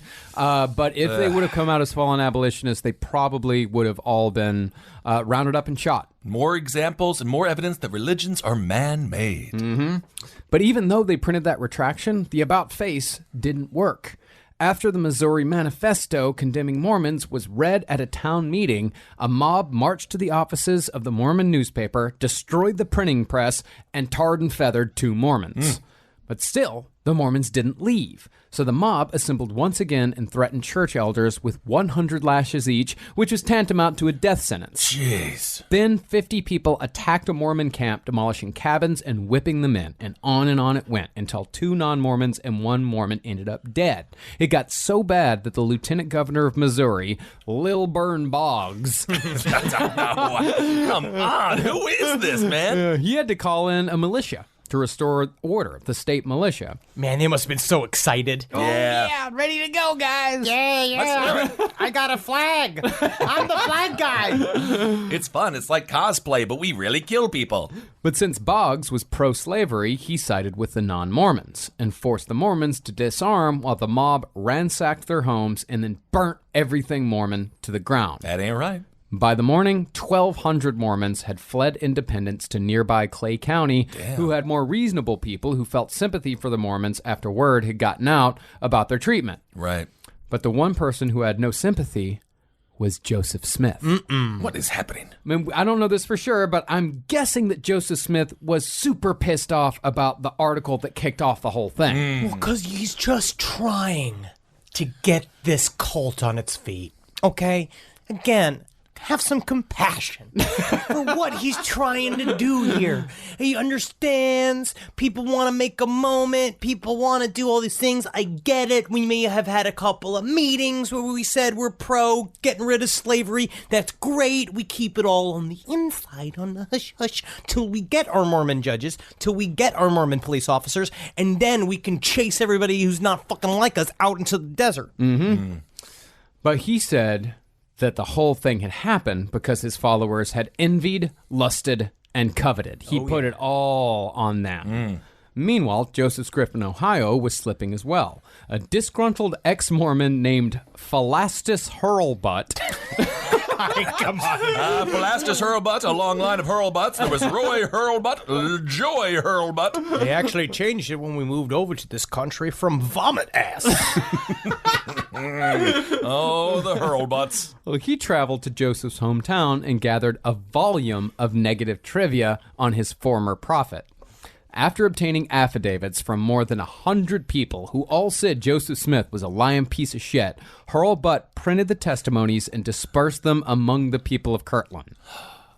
But brilliantly, Joseph Smith got ahead of the story and read the entire thing out loud to his congregation during a sermon, ripping each page as he read it, saying that each word of the testimonies had come straight from the devil. The devil!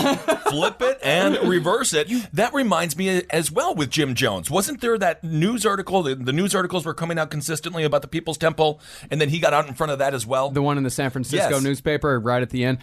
Kind of, sort of. He was more like, okay, I got to leave now, and I got to take everyone with me. Okay. Yeah. Things were crumbling at that point. Joseph Smith just had these political skills. Yeah. That's again the real difference. Where LRH was a businessman, Jim Jones used to have those skill sets, and then he went completely insane and he left it. He abandoned it all. Joseph Smith was trying to stay in the pocket. I will, again, this is the case I will build eventually, that we will see that Joseph Smith had a long game, that he was trying to be essentially king of America. Yeah. I do believe on some level that Joseph Smith was going to be an incredibly dangerous figure if his life wasn't cut short. Interesting. Yeah, I mean, you could say that LRH was a businessman, Jim Jones was more of a community leader, and Joseph Smith was a straight-up politician. Okay. So soon after Pholastus Hurlbutt put all of Joseph's business out on display. Nothing seems to work right for us, Hurlbutt. I mean, literally, the whole thing would just be like, oh, by the way, the name of the dude who wrote the article is Pholastus Hurlbutt. So this is kind of funny, right? Yeah, that guy sucks. Well, after that, Parley Pratt and Lyman White arrived in Kirtland demanding protection in Missouri. And since Joseph needed a reason to leave for a bit, and since his people were wondering why he hadn't helped the Missouri Mormons already, Joseph had a revelation that he should form an army to face their persecutors. Yeah, dude. Okay. Eventually, 200 men volunteered and began marching south to Missouri, and it was pretty much about as goofy and foppy of a march as you'd expect. Cool. I mean, rather than a bloodthirsty horde of avenging angels, Mormon militia sounds more like a trip to the Ren Fair with a bunch of fucking nerds. You fight with the army you got. Yeah, that's true. I'm not saying anything bad about the Ren Fair. No, I can't. People who listen know that I love a good Ren Fair. I am going to a Ren Fair. I'm doing it next year, and I cannot wait. I'm going to wear a brassiere. I'm pushing them up. I'm going to be the prettiest gal there. Yeah, but I'm not going to take the friends that I went to the Ren Fair, I'm not going to take them to war.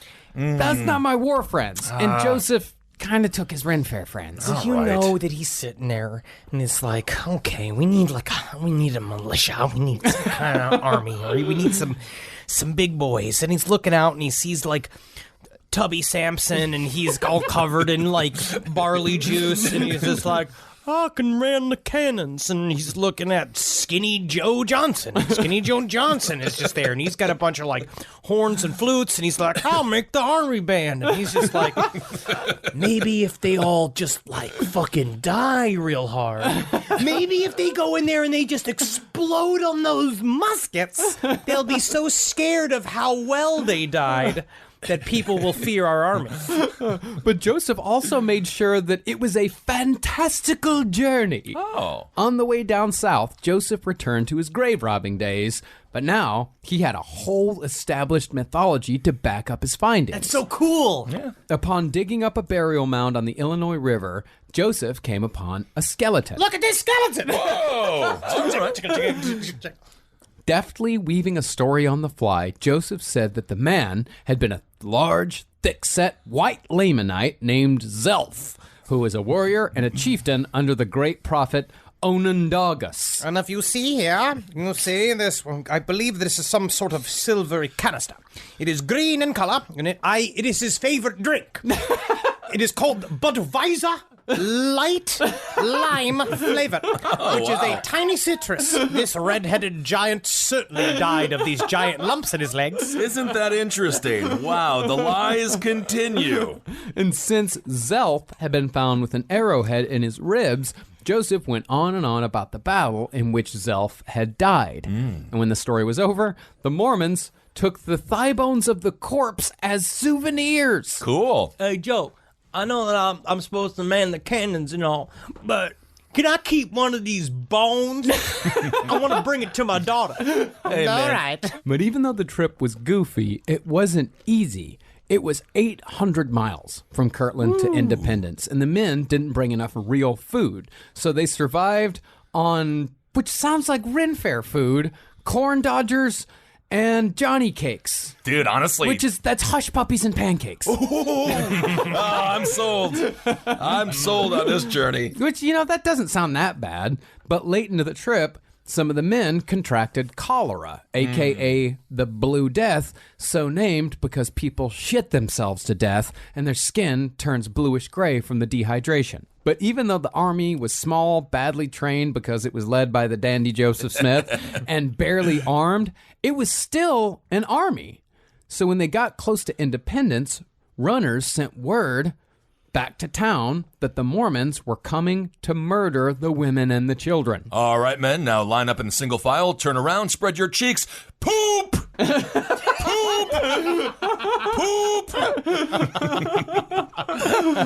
I could just see them being so scared. Hide, Betty.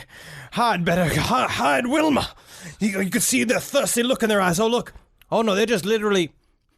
Is that just a pack of nerds?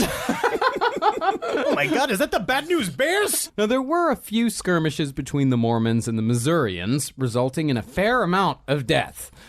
But the sheriff eventually stepped in and said the Mormons had a choice. Either leave or repurchase the land that was stolen at double the price. And if neither condition was met, the state militia would step in.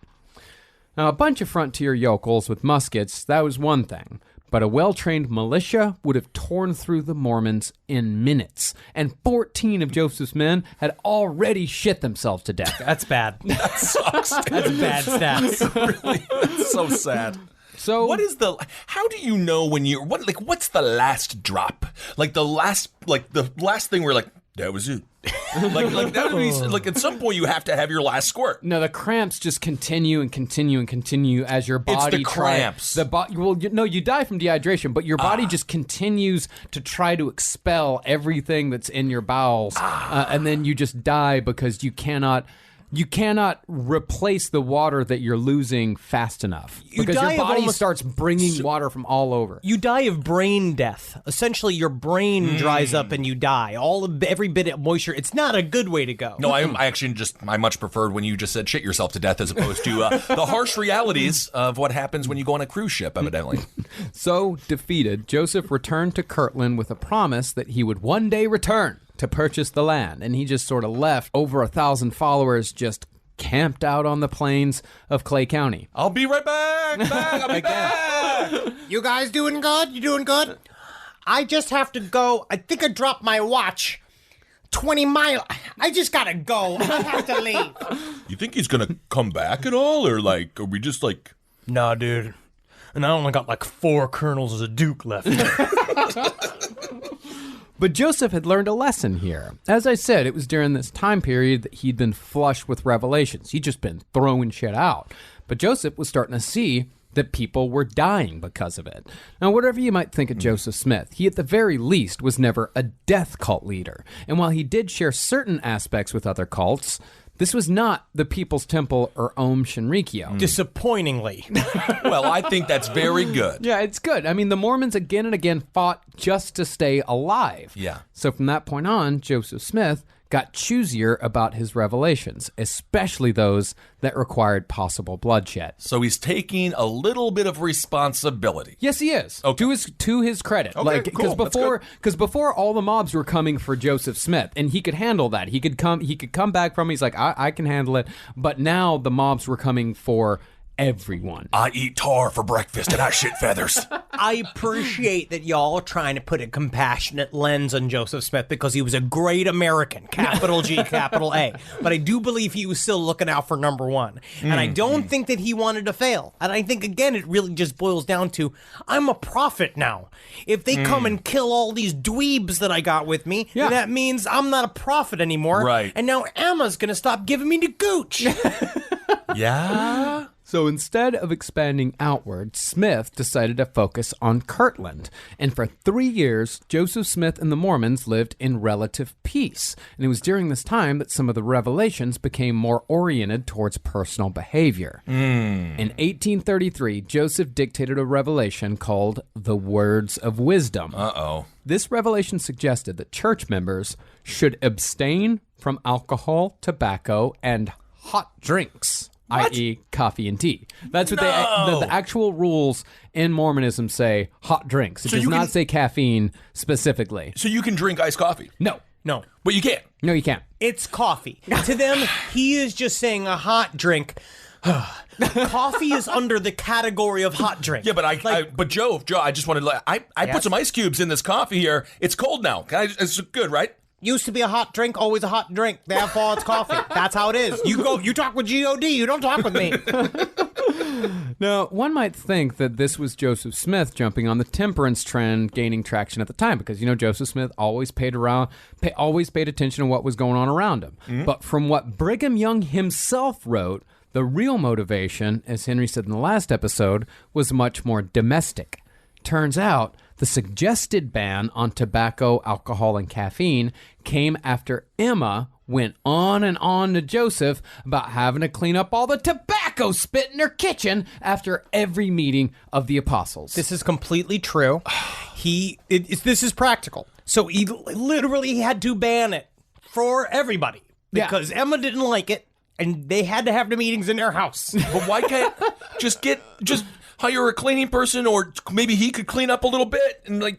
Emma didn't like it. Thought it was his filthy, disgusting habit. So She's Joseph right. Just said, "Oh, you don't like it? You know what's going to happen? I don't like God it. is going to turn your fucking dick into an asshole. How about that? So you're going to shit out your front, and you might get used to it. Yeah. Sure, but you're going to have to get fucked from the front too, and that's fine if you want that too. I'm sure it'll feel good. Ooh, it's not a curse. It's just different. Yeah. But that's the thing is that Joseph, it started off as a suggestion. It was something that would both please the wife and it would keep Joseph cool with the boys. Because Joseph is like, hey, it's not me, it's God. Sorry, guys. Yeah, I'd be pretty pissed off. But Sidney Rigdon, who sounds like a miserable old bastard, seized the opportunity to push for full abstinence. He put forth a vote completely banning any and all altering substances, and it was promptly passed. And this is why, to this day, Mormons can't smoke, drink, or have a fucking cup of coffee. Yo, brother, when we were in Utah, they drink. That is for sure. Those were not Mormons that we were drinking with. We were in Salt Lake City. It's all Mormons. No, it's No, not. it's No, not there's a all very Mormons. large part of the city that is not Mormons. Judging by the anger in their eyes, I am assuming that they were many Mormons. Ex-Mormons. Either way, they were angry. Yeah. But just capital X Mormons. They were mutants. But this is a very interesting concept that you're going to see, right? As we go, and the more and more we explain next episode when we talk about the ritual behavior of the Mormons, we're going to see how these little ideas are going to be called back to as time goes. So what you do is these little things, these little revelations to become solid rules inside Mormonism. Joseph Smith and Brigham Young later on are going to use them as hanging points for the major magical theology of the entire religion. And they use these things to say, but you see, that wasn't just some kind of arbitrary thing, you not being able to have coffee and all that stuff. It's about obedience. It's about purifying your body, because if not, you can't have your 1,000 God wives on your own personal planet. Yeah, and they're still doing this shit. Just a couple of weeks ago, the church issued a reminder to members that vaping is not allowed. And they also warned them to be on the lookout for any drinks ending in the suffix chino. Oh my God. If it's a chino, it's going to have caffeine in it. And remember, you can't have that. Just because it's not called coffee doesn't mean it's not coffee. Okay, question. Ice, decaf, coffee. Did you guys read the memo? Hot drink. It started as a hot drink first. It has to be hot to brew it, except if it's cold brew, but still hot drink. And I don't think they make cold brew decaf. But while the Mormons were passing these internal laws, Joseph Smith decided that the Mormons should be an educated people. So he opened the School of the Prophets in March of 1833. But in educating both his people and himself, Joseph Smith got cocky again. In 1835, Joseph bought 4 authentic Egyptian mummies from a traveling flim-flam man who probably figured he had an easy mark in Joseph Smith. How many dimes for these 4 corpses? These are mummies, Mr. Smith. The corpses. How much are they? I'm going to name this one Brendan Fraser. I'm going to name this one The Rock. Now, this isn't as rare as it sounds, because during this time, tombs all over Egypt were being plundered, and the mummies, whoever those mummies might have been in a former life, were making their way to America to be exhibited in traveling sideshows. Wasn't there kind of a mummy fever going on? Definitely mummy fever. But I mean it. Like, people were obsessed with ancient Egypt for a while because these things were getting popped open. Right. And I know that they were talking about how because they used to grind up the mummies so they could be used to give you like boner pills essentially for many years. Yeah. Really? Yeah. Can't believe that would actually work. But I don't think it did. No. But I do kind of get horny thinking about eating a bunch of mummy dust. But for Joseph Smith, these mummies were a real opportunity for some actual scholarship because the mummies came with papyrus scrolls, which gave Smith a chance to translate some of that reformed Egyptian. Oh, interesting. Well, when he bought the mummies, it came with these little strips of papyrus. Right. And he's looking at them and he's like, I can totally read these. And everyone's like, what? He's like, you remember how I did that before? Yes. With the plates? Yeah. The plates? I don't even remember the plates. Good. But now I can really read them. Be sure to drink your Ovaltine. But, sir, is that not a hot drink? Shut up. Now, we don't know whether Joseph Smith actually believed he could translate a language that scholars had spent centuries trying to decipher or not, but he definitely had enough faith to spend $6,000 on mummies. Oh, my. So what was he? He's like, this is when the bird went to the local eye, and then at the eye, they had a stick party? What the hell did he say? It is very interesting. If you look at the actual papyrus that he had, because they found them later on, it turns out it's weird because it wasn't anywhere close to any of his translations. But when you look at that stuff, he did sort of... He used the images, much like the way Agrippa describes the way the occult original manuscripts were read and why they were created, the way magical languages were created. Where essentially, imagine early occultism and alchemical magic as if the thinking men, crazy thinking men, were looking at the planet Earth and using actual landmarks and actual positions of stars in the sky to create letters that they would then turn into a language, essentially HTML for reality. And so he was doing the same thing. He kind of looked at it and be like, I could totally bullshit this. Right. Well, pretty soon he announced that he had translated the papyrus scrolls and that the writings were of Abraham and Joseph of Egypt, although Smith never got around to fully translating the scroll written by his namesake. He was like, it's not important. This is a bad one. This is not one. He just got bored with it? What? Well, that was all right, because the scrolls of Abraham had quite a bit of information for the Mormons to chew on. And the convenience of the arrival of the scrolls didn't really seem to bother anyone. Yeah, of course not. Just this guy just happened to show up with a bunch of papyrus scrolls that happen to directly address the Mormon religion. Okay. Instead, it worked as an affirmation of faith. This is what I'd like to call a little bit of what John Cusack would call serendipity.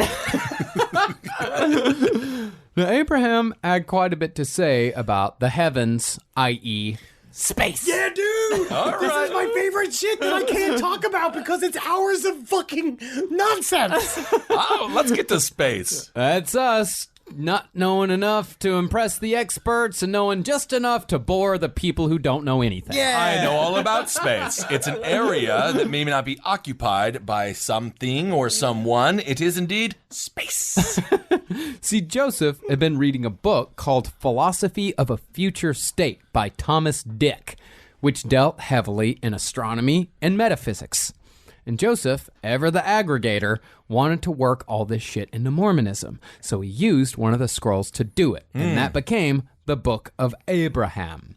According to Joseph, Abraham said that there was one star named Kolob that sits near the throne of God, or it's a planet that sits near God, because Joseph also referred to planets as stars. So some believe that Kolob is a planet and that Earth was created next to Kolob, then was moved to its current position. Some people say that Kolob is in the constellation of Cancer. There's also some people that say Kolob enters into it actually lives in the general center of the universe. And it's either a planet that is God, or it is a planet in which God lives, or it's a planet that Elohim, the first man to ever become a god, lives, and that God actually lives behind it. It's simple. Well, now I'm thinking about the star registry that my mom signed up for, and I think Laura Kissel star is right by it. It's right by Kolob. Yeah, and it's also by that star is that Wawa star. Yeah, the Wawa. And to bring it back to Battlestar one more time, the planet in the show that has the map to Earth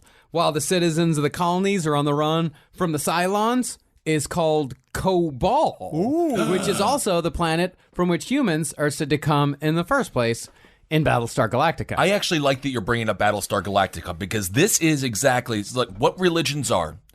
is the same way, like when you think about religion and how ridiculous they are, it is the same thing as if someone said Battlestar Galactica is my favorite documentary. Like, that is the perfect comparison. To be like, I love that show. And you're like, you know that was scripted, right? It's all made up? It's all made up? He's like, no, pretty sure Ken Burns directed that one. Oh, yeah, but and then you take that love of Battlestar Galactica and then you kick your son out of the house because you think he's a Cylon. Exactly.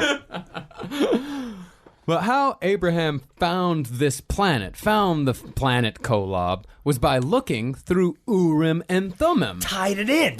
He got the rocks back. He got the rocks back. He's bringing the rocks from the first book into the fucking last book in the trilogy. Oh my God, talk about a callback. Can kill it. Yeah, and he said that the Seeing Stones were bound to a pair of magical spectacles. And when Abraham looked into the sky, he was able to see Kolob.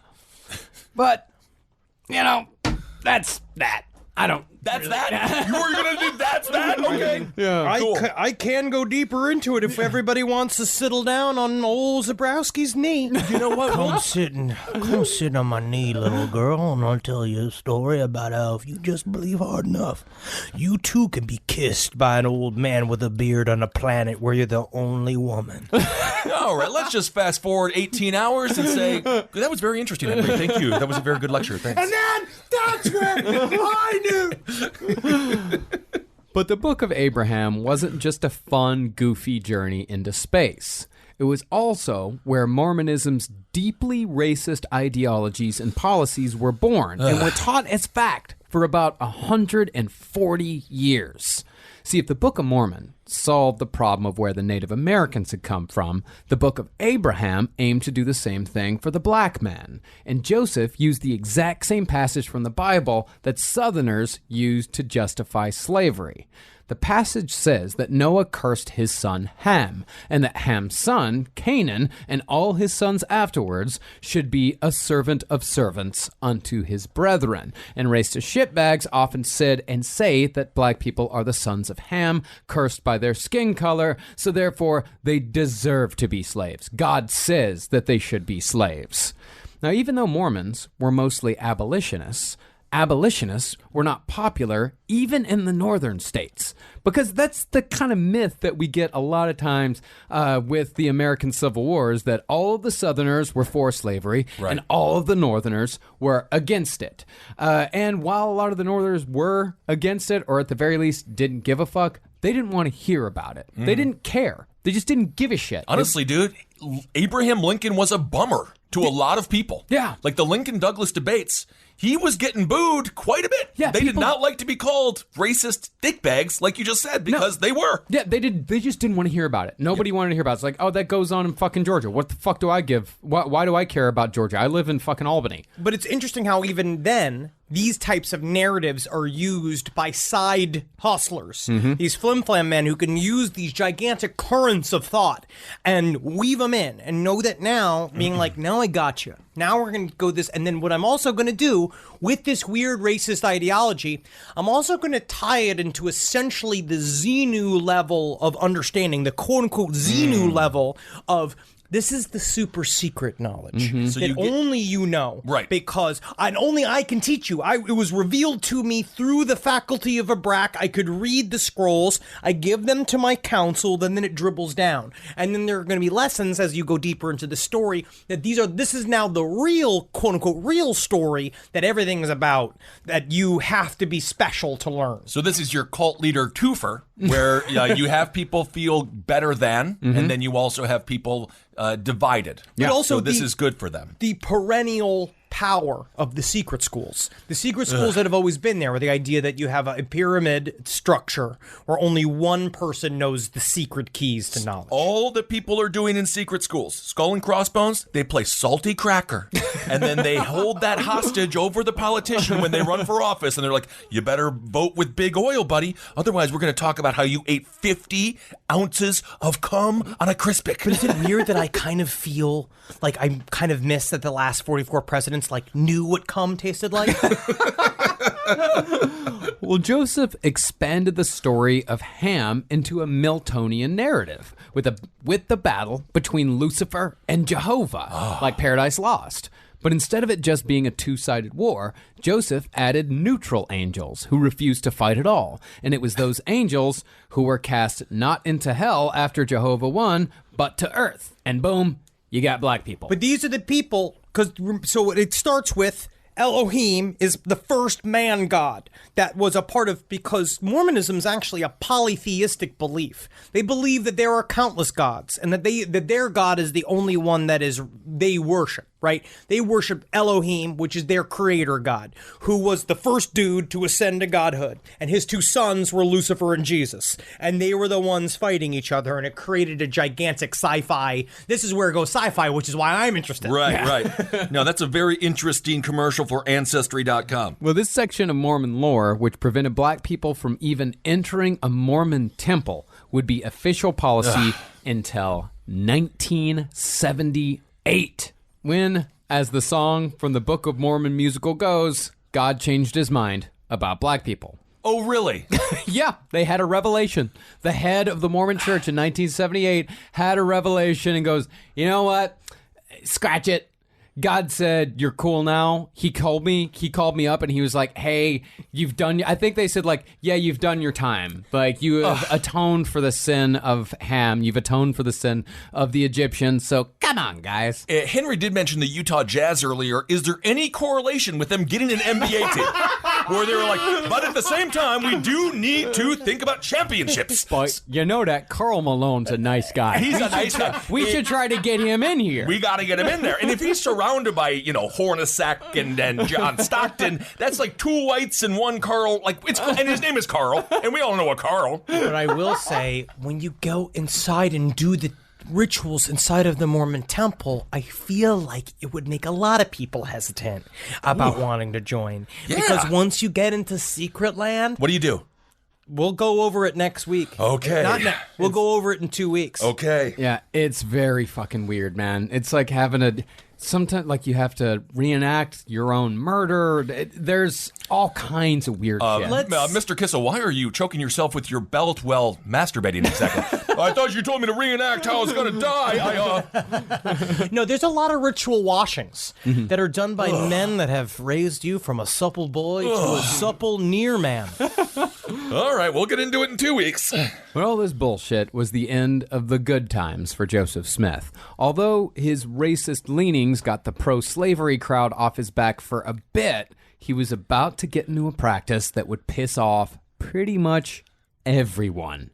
That practice was polygamy. Oh, yeah, you do that fucking. And we'll get into that full tilt, along with what got Joseph Smith killed in Mormonism Part 4, coming in 2 weeks after we've got ourselves settled in Europe. All right, there it is. Mormonism Part 3. Thank you all so much for listening. Yeah, Part 4, we're going to almost call it The Rise of Brigham Young. Like, now it's really becoming, we're in Star Wars world after next week. All right, it's very, very fun. No, that's helping me not loathe the subject matter, thinking about it as Star Wars. I like that. That's very good. Yes, thank you all so much for listening, and thanks for the great response to these to this episode series. Everyone has been absolutely wonderful, and thanks for all the DMs on Instagram or on Twitter. We're learning a lot. We really are. We have a lot of ex-Mormon listeners, and we've heard a lot of different stories of how they were able to get out of the religion, and so congratulations to everyone who is now free. Well, we will talk next week. So next week we're doing next week we're going to be doing a Relax Fit episode because we are revamping. Basically, you're going to be watching us go into the after Joseph Smith's death. We're going into the modern world of the FLDS. We're going to be talking about Warren Jeffs. We're going to be talking about the Under the Banner of Heaven story. There's going to be several things that are going to be showing up. So we're now kind of setting the scenario for it. But next week, I'm hoping that we can go through some of these emails that we've been sent so we can really see, like, our listeners know a fuck ton about they do. Yeah. Yes, they do. And this is obvious. We're obsessed. Yeah. No, at this point, we're absolutely obsessed. Like, I love this story. It's such a fascinating tale. Yeah. I mean, especially, and it's even almost more fascinating than the other cults that we have covered, because most of those other cults, besides Scientology, have an expiration date. And Mormonism seems like it's going to be going for a very long time. Because I could see Scientology folding in 20 years. But Mormonism is going to be around for as long as America is. We were only 3 percentage points away from possibly having a Mormon president. Very interesting. All right, everyone, we will see you the next time we speak with you. We are going to be in beautiful Europe. I believe the entire tour is now sold out. The entire tour, I believe we might have like 20 tickets left in, I think it was Birmingham? Birmingham. Yeah. Birmingham. So if you do see those tickets in Birmingham, get them. But that is so awesome, guys. Thank you all so much. The fact that we get to tour around the world with our best friends and see you all, like, it's just such a miracle. So thank you all so much for supporting us. And we will see you in Dublin. Our first show is September 4th. Yeah. Oh, no. Many years from now, like, the sentence I'm going to use to tell my kids I'm cool is, I sold out Berlin. Yeah. You'll be like, Father, you're not wearing any pants and I have friends coming over. Can you please? I learned that in Berlin. You learned that in Berlin, did you?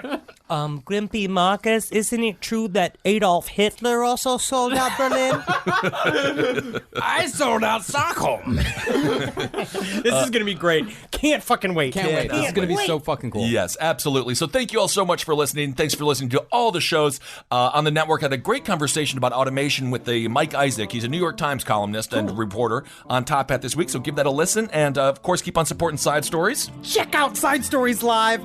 It's going to be big. You got to check it out. Washington, D.C., November 8th for the Death Becomes Us Festival in Washington, D.C. Kissel and I are going to figure out whatever that show is. We have no idea what that show is going to be, but it's going to be a wonderful night with all of you. And this is the first time we've ever done Side Stories Live, and we would like to take this on the road a little bit more, give Marcus Pox a bit of a breather so he doesn't have to travel quite as much. So, I don't know, come on out, and it will be whatever it is, but it shall be fun. Like Joseph Smith. You're going to tell us what the show is. Absolutely, absolutely. All right, everyone, never forget, hail yourselves! Hail Satan! Elgin! Magustalations! Hail me! All right, let's go get some plates. I think I said that the last time. You did. You really did. I never go to a second location. Never. Yeah! This show is made possible by listeners like you. Thanks to our ad sponsors, you can support our shows by supporting them. For more shows like the one you just listened to, go to lastpodcastnetwork.com.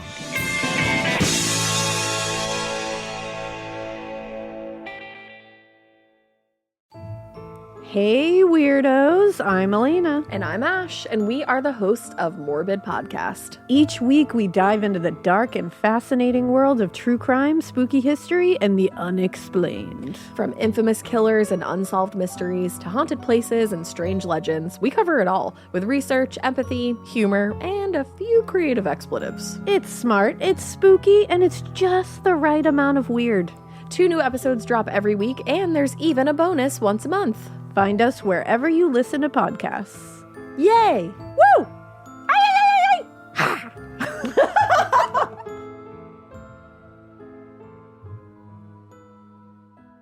Hi, I'm Angie Hicks, co-founder of Angie. One thing I've learned is that you buy a house, but you make it a home. For decades, Angie's helped millions of homeowners hire skilled pros for the projects that matter. Angie, the one you trust to find the ones you trust. Find a pro for your project at Angie.com.